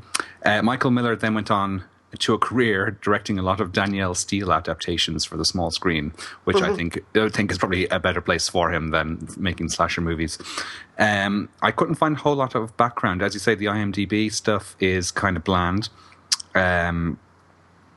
I did find a review in Variety dated 31st of December 1981, which was 3 months before it opened, and they weren't very positive. They were saying Silent Rage seems as if it were made with a demographic sampler entitled 10 Sleazy Ways to Cash In on the Exploitation Market. The result is a combination horror, kung fu, woman in peril, mad scientist film with more unintentional laughs than possible in the space of 100 minutes. I wasn't laughing too much, I have to say, during Silent Rage, sadly. But that's all I could find. Justin, do you have any? I've got bits. It was released by Columbia, who released Happy Birthday to Me the year before, and made quite a lot of money with Happy Birthday to Me. So I think this is a pickup as well. I didn't get a chance to see who actually made it, but it was Michael Miller made it. I just told you that. No, I know, but the production company, Erik. Do you want to look that up for us? Oh, if I must. Do you want to make you a cup of tea as well while I'm at it? If you wouldn't mind. Or a vodka martini would be more welcome, thank you. Okay. But the film was shot in Dallas, and it was made over 6 weeks in the summer of 1981. So I'm not sure why it took... Well, I suppose it's not that long to, sort of 9 months or whatever to come to screens isn't that long, I kind of guess. It was after its first run, it was released again with Columbia's Piranha 2 Flying Killers on a double bill. I love that movie. And that got Isn't that James Cameron? Yep, it was, yes. And that got released to UK screens. Actually, I've seen a quad poster with Silent Rage and Piranha 2 Flying Killers as a double bill as well. So it got released in the UK there at that point. I think it got. Did you say the total domestic gross was about $10 million? Yeah. Mm-hmm. Yeah, so that was about the same as Happy Birthday to Me. So it was a sizable hit, but like you say, it got released on so many screens. It's not a massive surprise. It did relatively well. What else did I find? I did wonder if the film had started as something else and then got turned into a Chuck Norris vehicle, but it seems like it always had the title Silent Rage. The motion picture photoplay was the copyright was from June 1981. And quite often they'll have different titles for films. They're kind of working titles, but it looked like it'd always been Silent Rage. Mind you, actually said here it was Columbia Pictures Industries registered the screenplay, so maybe it wasn't a pickup, maybe it was actually made by... Well, I just looked that up on IMDb, and it might have been a co-production with Top Kick Productions, which I think must have been Chuck Norris's production company, because all their other credits are things like Lone Wolf McQuade and Walker, Texas Ranger. Right, yes, that would make sense, wouldn't it? The other thing, I found a review from New York Times, and I'll read a little bit about it. It says, the movie's other contribution comes in the scenes in which Mr. Norris and Tony Kalem, who played his girlfriend, make love. Mr. Norris is shirtless more often than Miss Kalem, which is possibly a first for soft pornography. Brian Libby, who projects a genuine feeling of menace as a psychopath, mumbles a sentence or two early on in the movie and then says not another word. Presumably this is where the title Silent Rage comes from, although it's hard to tell. At the movie's conclusion, Mr. Norris throws Mr. Libby down the well, but in the final freeze frame we see him re-emerging. This means there'll probably be a sequel. It is a terrible thought. which I'm sure is something we can all agree on. I do agree, but I can't believe he just spoiled the whole movie for anybody reading his review. Well, I know. I think that was kind of a thing, wasn't it? After Siskel and Ebert kind of ruined the ending of Friday 13th, didn't they? It seemed to be the way of doing things. There was where is it? Chuck Norris was asked about Silent Rage, and he says it was about a psycho who couldn't die. It's amazing that out of all of my films, it's the one that makes the most people come up to me and say, "Are you going to do a sequel?" I say, "What could I do? I tried every way in the world to kill that guy. Finally, I had to dump him down a well. There's nothing else I could do to him." So presumably Chuck Norris didn't watch his own film and realised that the killer wasn't dead at the end of it. So, but yeah, that's pretty much all I've got. Yeah, I just spotted one thing on IMDb while I was looking up that somebody has posted on the message boards, and we know how reliable they are, but this was back in 2008. Somebody has said, New Line are planning a remake of Silent Rage. Nick Cannon, who I don't know, in the Chuck Norris role, Seth Rogen as his deputy, and Kane Hodder as the killer. Oh, that was somebody making it up, I'd say. That's fan fiction. Yeah. Yeah. Who is Nick Cannon? He was he was in Drumline. He's married to Mariah Carey, but they're getting divorced now. Oh God! Oh, him. I feel sorry for him. Yeah, I don't know him to do any martial arts or anything, so they probably would have taken that element out of it. I just read that Riff Tracks released this video on demand where they riff on this, so I want to see that now. Oh, I would watch that. 2013. I bet that's awesome. Well, good. So you know that, Johnny, that Riff Tracks also did the same with Last Slumber Party, right? Yeah, they did Terror 10 Killer too, I think. I can't wait to cover that on the show. I'm so excited. I can't wait. That one... Better than Terror 10 Killer. Yeah, way better than Terror 10 Killer. Smile. No, I like Terror 10 Killer better. At least it's a slasher movie. In the beginning and the very end. It's one other thing I found is just to show that obviously we forget, well, not forget, because of this whole podcast is mostly is kind of 80s based, although we do veer off into the 70s, and we will be at the end of the show as well when we talk about what we're doing next time. But one of the things from Variety, it said it's kind of stablemates, I kind of guess exploitation / horror stablemates. It said it says talked about Silent Rage, and then it says Evil Speak, Compass's International Hell Night, Embassy's 3D Parasite, and Jensen Farley Pictures The Boogans yielded an okay 1 million plus returns for distributors over the past year.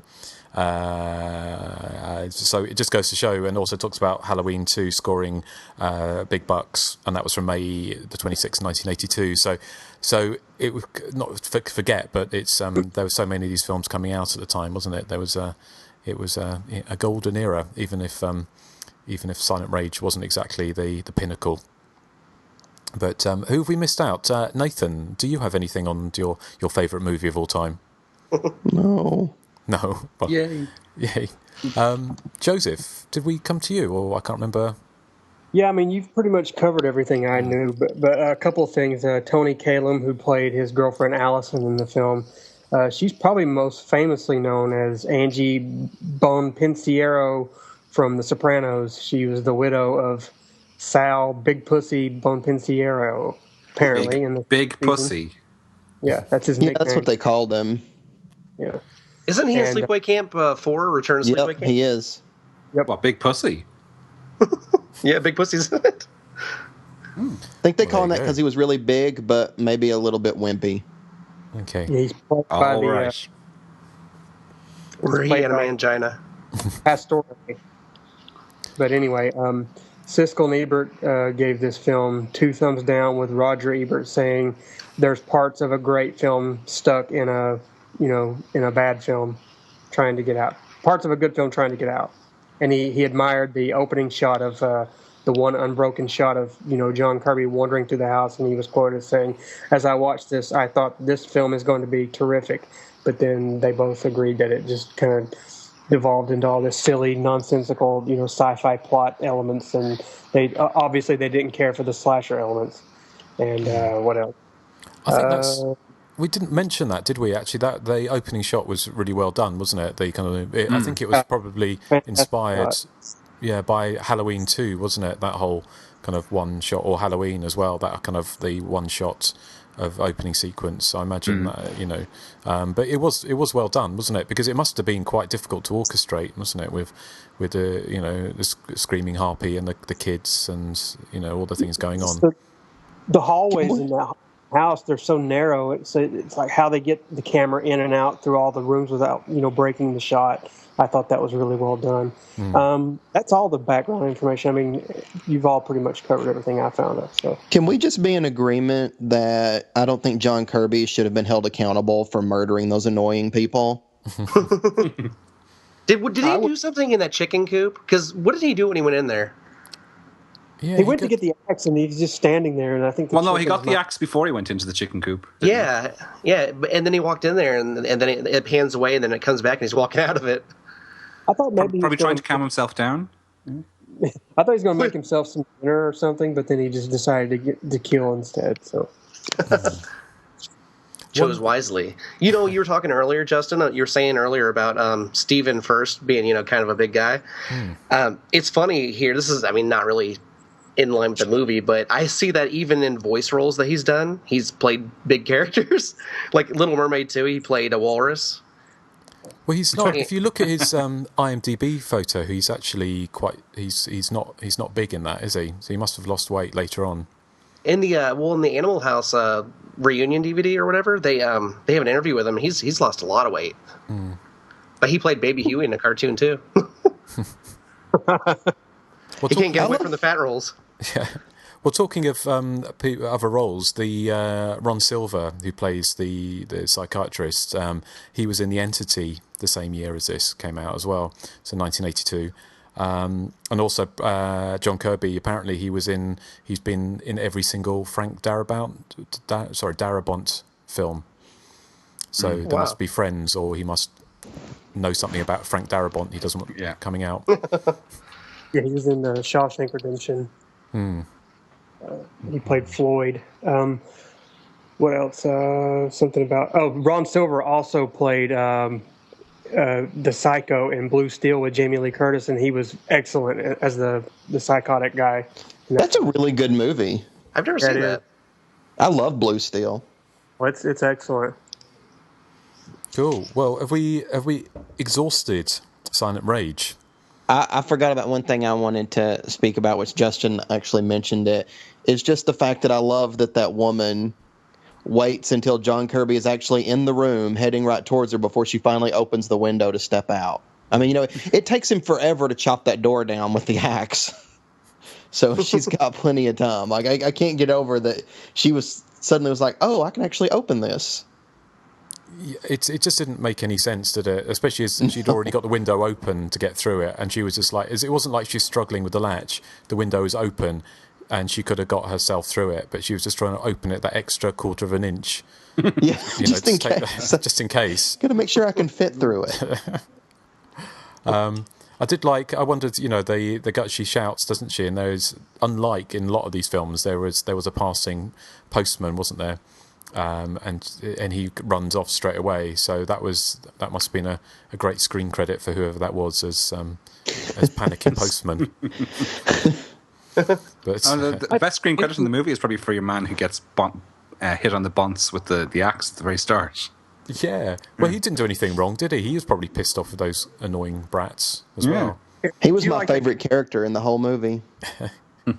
So... okay, well, that was Silent Rage. So I think, should we move on to some feedback? What about my joke of the week? Oh, yes. How could I forget? How could you forget? The highlight of your fortnight, Justin. Yes, okay. I've been looking forward to this all week. Okay, here we go. You ready? Yes. Okay. Well, we all know that Justin is a devout vegan as well as being a skinny, ridiculous goth. But did you hear about the time that he found out his favourite vegan foodstuff contained human flesh? He went on a Soylent Rage. That's actually pretty good.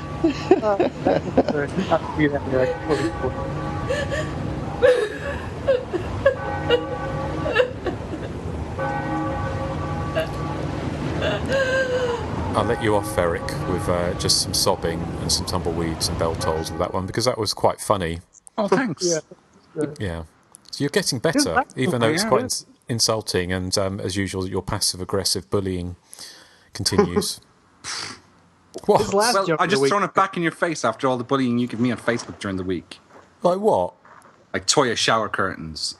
Yeah, but that was a public service in case anybody wanted to buy one. I got mine from Walmart. Exactly. Well, they're 59 cents now. Erik, did you see where I stuck up for you? Yes, with they're on sale beside the Susie toilet plungers. Yeah. So there. I get, like in your own words, Erik, I've tasted my own medicine and it is bitter. Well, and I have to credit those words to the lovely Phoebe Buffet from Friends. Yes. Okay. Well, fair enough. Well, Silent Rage is better than Friends. No, it's not. No, it's not. No, it's not. It's terrible. Silent Rage isn't much better than anything, really. No. But anyway, enough Silent Rage. It's better than being bummed by Satan, probably. Well, that's a left turn, if I've ever heard one, Erik. Is that something playing on your mind? I want a movie called Soylent Rage now. Silent Rage. Like, I want to see that. That would be a good movie.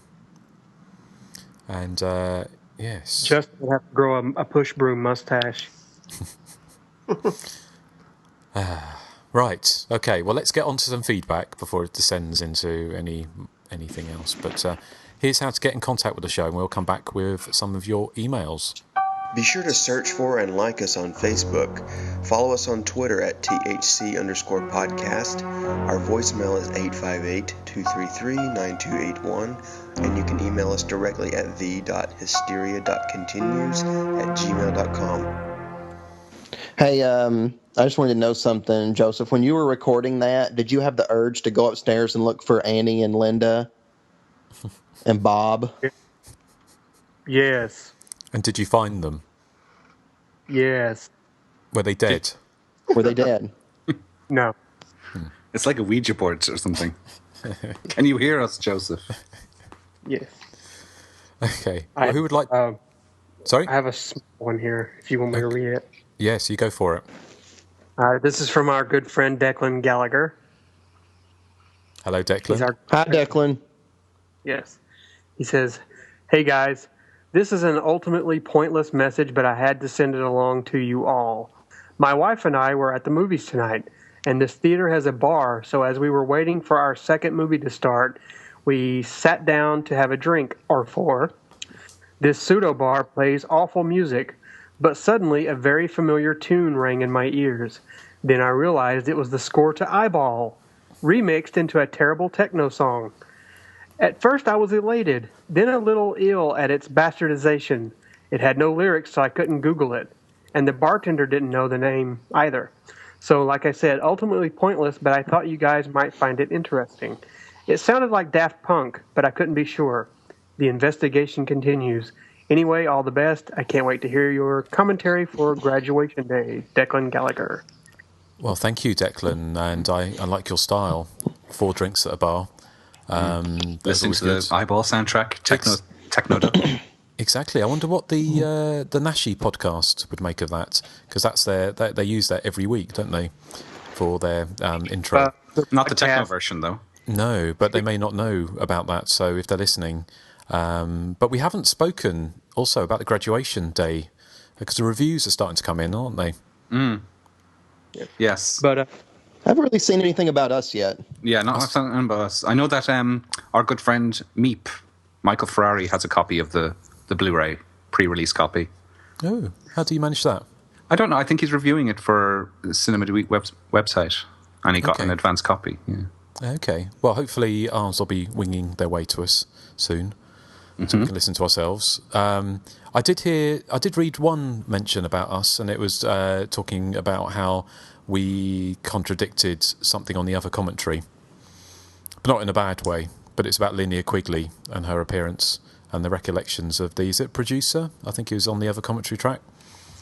But Vinegar Syndrome have done really, really well with this, haven't they? I think they've pre-sold 3/4 of this pressing. That's awesome. Which is really good. I wonder are they only selling 10 about. copies? Well, it's all obviously down to us, people clamouring to listen to us, or not. But yeah, I wonder if that's good. everyone ordered it.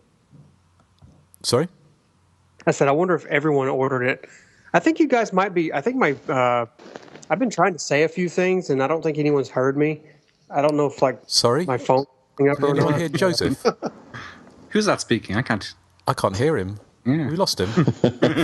I love that you're saying I can't hear him, because if you couldn't hear him, you wouldn't be saying anything. I know you've rumbled me. You rumbled me. Oh, we saw Ruined it. Nathan, how could you? No, I think you might be a little bit muffled, Joseph. But I think we've heard most of it. Pardon? Whoa. What was that? I heard that. Oh, I hear myself. My goodness. Joseph, are you still there? Whoa. Oh. Yeah, I think you've made it worse. Can anyone hear me? Are you fiddling with? Are you fiddling with a knob back So there? I have to go back to my old way of recording because I'm recording on a phone now, and it's just giving me some issues. Yes. Well, go back to the ear trumpet. I think that was better. So, but you were saying, or were you? I've lost track now. Yeah, I can't remember what we were talking about. I think somebody was talking. I was going to say somebody was talking about podcasts, and I was going to say thanks to the Cinema Profondo for mentioning us on their show. Oh yes, yes. We'll have to listen to that and see what they say. Profondo Cinema. Yes, yes. And always listen to if you like our show, definitely listen to Kruger Nation, which is excellent. Absolutely, yes. And listen to Toya because she's I think John all her albums are on iTunes. No, I'm here. Okay. The Kruger Nation, it's about to come back full force. I have actually the entire rest of the Friday the 13th series to cover. So, when are you going to have guests on your show, Johnny? Actually, I mean, it's always open. I've had a couple people on the show, but it's always open. We could talk about Silent Rage. Yeah. Oh no, that'd be a bad idea. Oh, that would be a very bad idea. But it's good. So, which ones have you covered? You've done. I've done 1 through 5, and I was gonna get it all done in like one day, the rest of the series. And my cat, it was last weekend, and my cat was kind of sick, so I stayed with her all day and kind of, attended to her. So I didn't get a chance to record it. But and since this weekend, I've done the show with Duncan McLeish. And then I'm recording with you guys. So I figured there'll be enough Johnny Krug content to hold people over.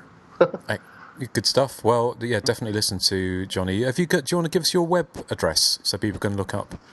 It's KrugerNation.com. Excellent. Okay, well worth a listen. So thank you, Johnny. And when are we doing the next Friday 13th? Because we're up to part 6, aren't we? Do we talk about it next year? Is that the next year? Next Friday 13th. Okay. Well.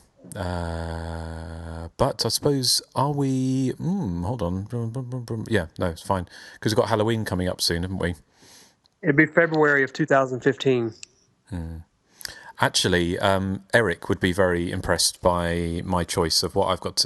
Two things on Halloween. It's either 80s Goth Night with showing The Hunger at my local cinema, or going to watch Psycho at Arnisfell Cemetery.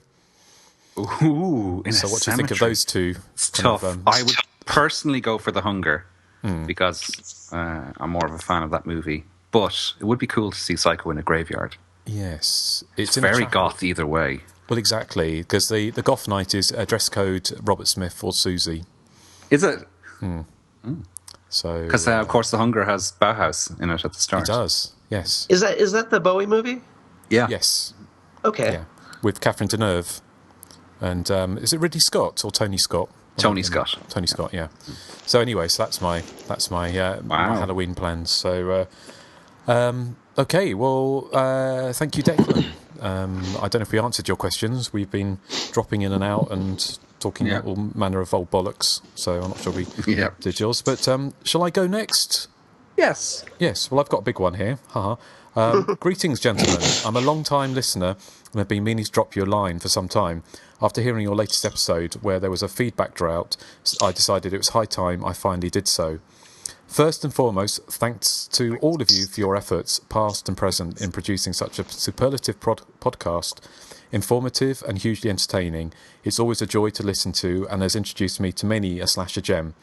Justin, I'm currently halfway through reading Teenage Wasteland and I'm loving it. Like the podcast, it's both edifying and a lot of fun.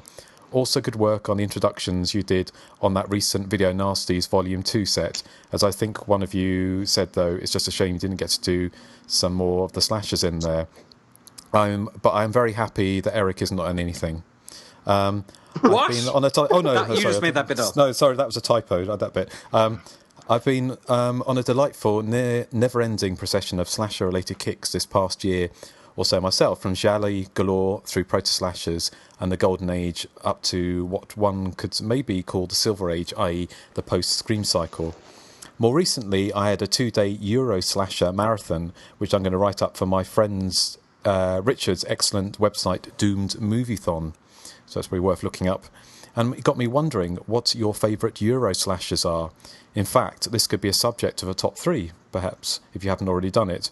I'm pretty sure you've already done a Giallo list, so would be curious to hear which non-Giallo Euro-made slashers you all love. Obviously, this is a subject to change day by day, and there's too many to choose from, but my current top 3 would be as follows. Dead of Night, aka Lighthouse. Despite living here, I often forget, as stupid as it sounds, that Britain is Europe too, and this movie is, for my money, perhaps the best of the post-Scream slashers, and is criminally underrated, dripping with atmosphere and featuring some of the most well-staged suspense scenes I've seen outside Hitchcock and Argento. This really deserves to be seen by more slasher fans. Have we all seen Dead of Night, aka Lighthouse? Yes. That's the 1999 one, is it? It is, yes. I've never heard of that. I still haven't seen that one. It's definitely worth seeing. Lighthouse. Did we lose Joseph there? I think so. No, it's also known as the Lighthouse. Yeah. Oh yes, that's right. Yeah, it's definitely worth watching, Johnny, because it's kind of really low budget, but it's very ambitious and it's got quite a scary villain, if I remember correctly. I'm gonna check that out. Yeah, it's definitely worth watching. His number 2 is Hardware. Another relatively unknown British production. This is probably a controversial pick, being essentially a post-apocalyptic killer robot movie.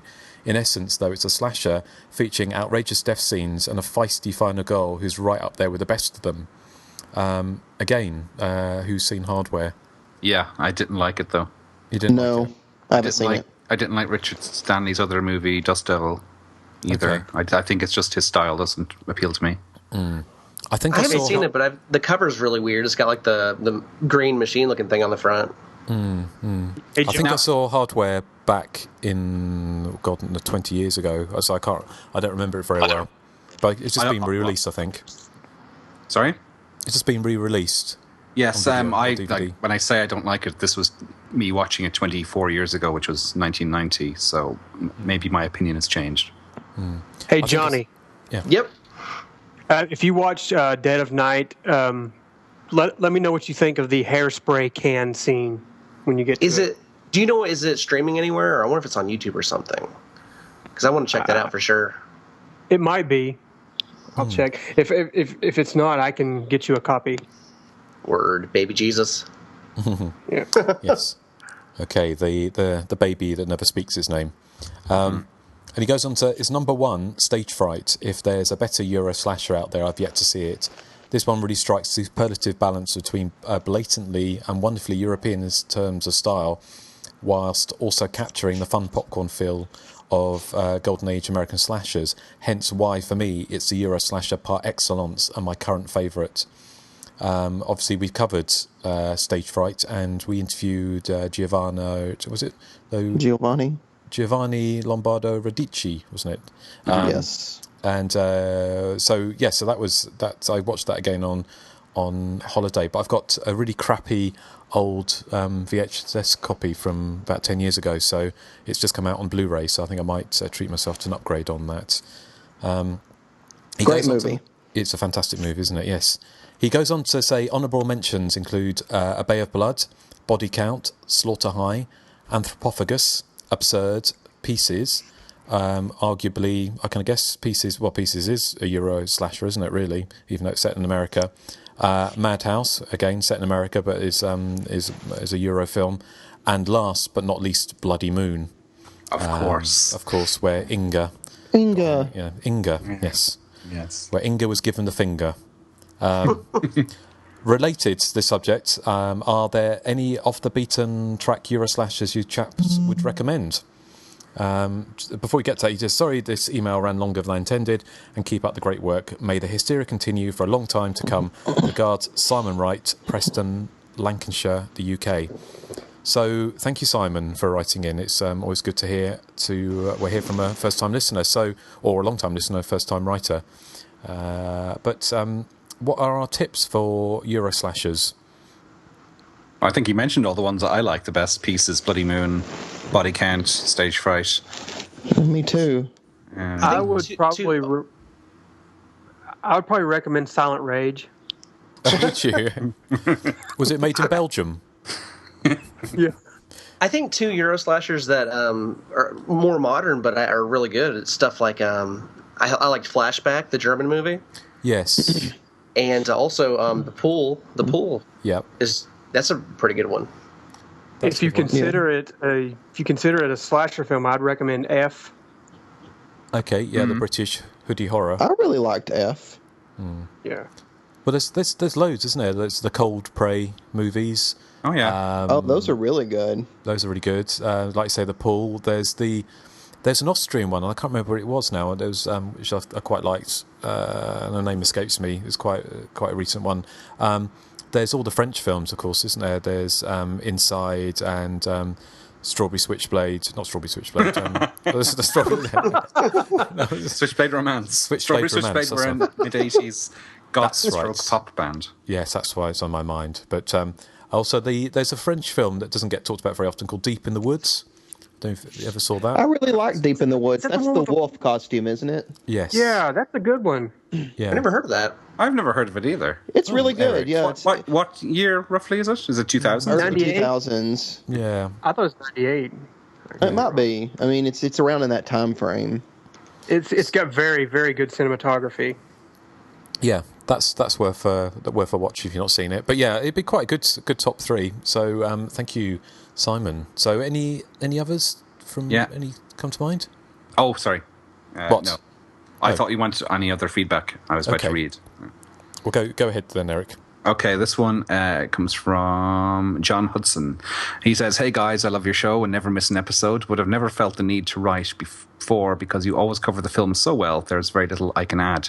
Your Texas Chainsaw Massacre episode was a real treat as it is one of my top 5 films of all time. You did your usual great job, but you did have a couple of questions that I might be able to answer. One of you was wondering if the family had killed before or if they had only robbed graves until the kids wandered up. The answer is in the film, but it goes by quickly. As Kirk and Pam approach the house, they pass several abandoned cars that we can assume belonged to previous victims. They also pass the ruins of a campsite that belonged to some poor unfortunates that pitched a tent a bit too close to the Sawyer house. A deleted scene on the Blu-ray fleshes this out a bit. Leatherface actually wears 3 faces during the movie. His main mask is the one we see until the cook comes home and sees the ruined door.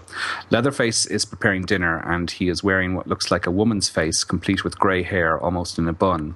His third face is the one we see at dinner. You thought that since he had makeup on that it might be Pam's face. We never know for sure, but another deleted scene fills in part of the gap. If you notice, there is a section of the dinner sequence where Leatherface disappears. In the cut scene, he steps into the next room and applies lipstick and rouge to his mask. I actually always thought that the face looked like it might be Franklin's, but really it's anyone's guess. Thanks again for a wonderful show. You guys are awesome. That's from John Hudson from Murfreesboro in Tennessee, is it? Murfreesboro, yeah. Yeah, in Tennessee. Hey, Joseph, we should pretend that John Hudson is the guitar player for Faith No More, and he listens to the show. Oh. Yeah, there you go. See, I don't get any metal references, I'm afraid. Me either. Faith No More. I don't even know if I know any of their songs. Oh, I know some of their songs, but I wouldn't have known that John Hudson was their guitar player. Yeah. No. Well, thank you, John, for filling in some of those gaps in Texas Chainsaw Massacre. I'm sure you've heard it, Nathan. You've probably heard, you want it all, but you can't have it. Yeah, I've heard that. I just didn't know who sang it, I guess. Cool. Well, thank you for that. I mean, it's good to get feedback. And if you hadn't listened, haven't written it, then please do, because we got 3 weeks actually until the next show. So yes. And just to let everyone know, if we don't get feedback, Erik does throw higher temper tantrums. He does. You only hear the surface of it. You don't hear what goes on behind the scenes. Tip of the iceberg. You don't see how he bullies us off air. I really, really miss Erik's temper tantrums during quizzes, but a lot of the fans wrote in and said they didn't like us doing quizzes, so we stopped doing them. I love the quizzes. I do too. I think write in and give us your opinion, people. Write in and give us your opinion of whether you like them or not. I think I always thought they were just super fun. Like every time you guys do them. I think we will do more. We'll probably do special occasion ones. Yeah. And we're going to be doing a double bill next time, so we probably wouldn't have room for a quiz. But I think we should do some more quizzes, or we still keep on threatening to bring back the top 3. But again, this episode's already over 2 hours long, so we've already got much more girth, and we're much longer than others, aren't we, Erik? Me more than most. Yes. But do we have anything else? We haven't got any other feedback, have we? No. No. Nope. I think it's amazing we got through this show without too many sound issues.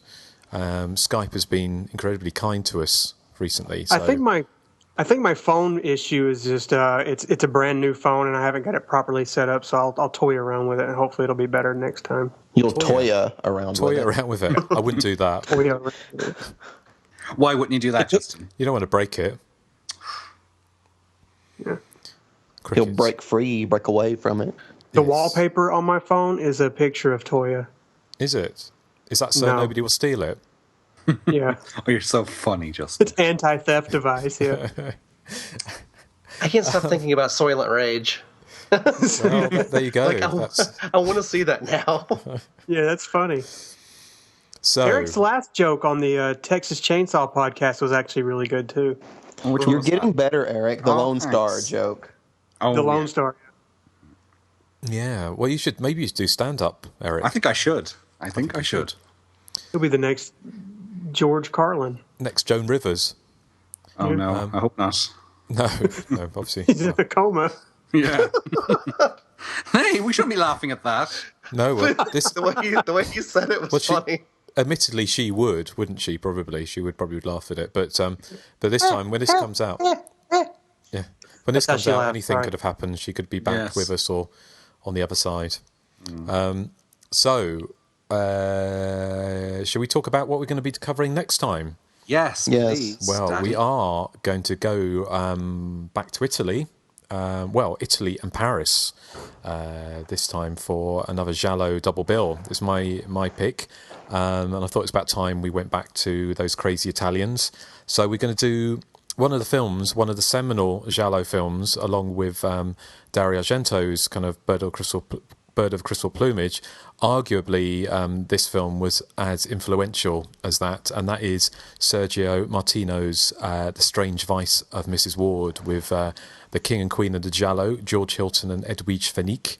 And then going much trashier to the side, we're going to be covering from the Dick Randall collection is The French Sex Murders from 1972. I love sex and murder. Exactly. You're going to love this. Is that the boogeyman in the French Sex Murders? Yes. Yeah. Okay, it's the one with it's got Bogart.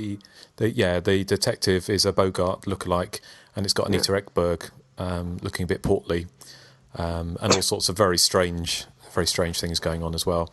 And who else is in it? It's Barbara Boucher and Rosabella Neri, who was in Slaughter Hotel, which I think we covered earlier as a chanteuse in a nightclub.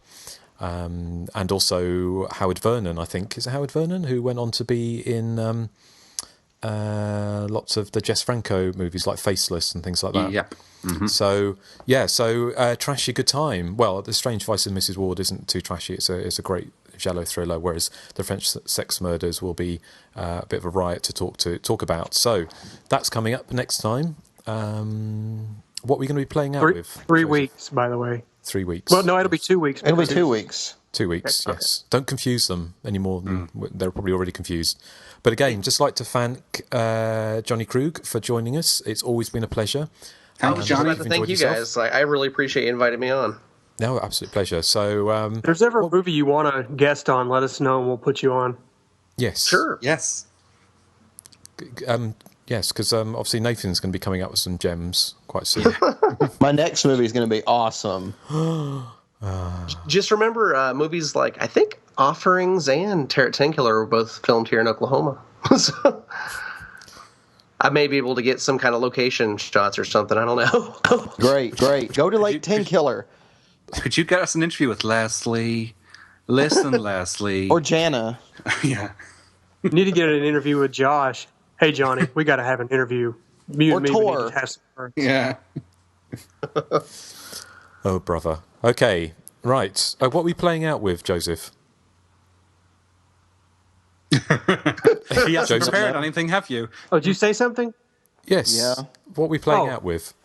Oh, this is just the end credit music to Silent Rage, which is kind of odd considering there's not really any music through the film, but there is during the credits, and I actually like this piece. It's very electronic. Okay, and when we did talk about if you wanted to hear about behind the scenes, then there's always a little bit extra during the credits. So listening to it's usually Erik passive-aggressively bullying myself and the rest of the podcast crew. So we'll see what we had to say this time. Or I think Nathan had some very horrible things to say today. Yes, but he had some horrible things to say about Anne Frank last time. I know. I did not. Graceful. That's the worst thing that Anne Frank has had to deal with. You're since taking all my stuff Justin out of Bieber. context. Out of context. Well, Did you know that Anne Frank directed Silent Rage? That would explain a lot.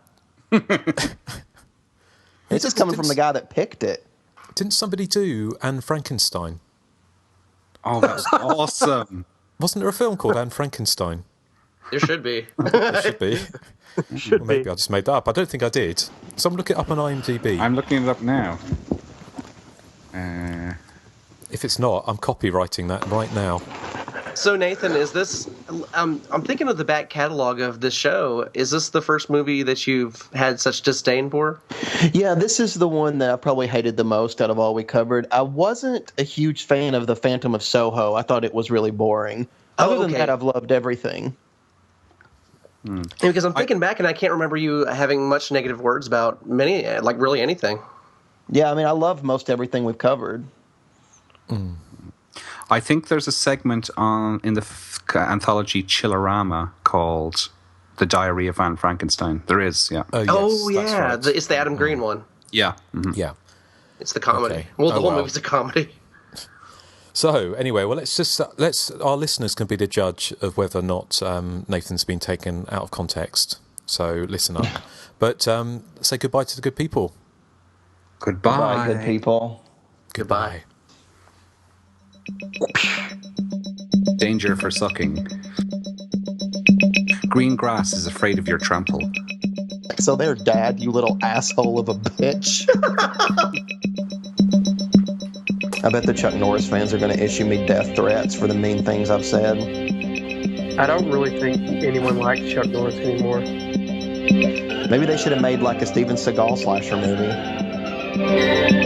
I haven't heard Eric's like door creaking scarily anymore. I wonder if he bought some WD-40. Somebody's making themselves some alcoholic beverages. Not me. I bet Justin drinks, like in the morning anyway. Just to let you know that my flatmate is in Tokyo at the moment, and she sent me a picture that she's in a place now called Take a Shit Street. My dad sent me to my room because I didn't want to eat what we had for dinner. He's a bitch, a fucking asshole.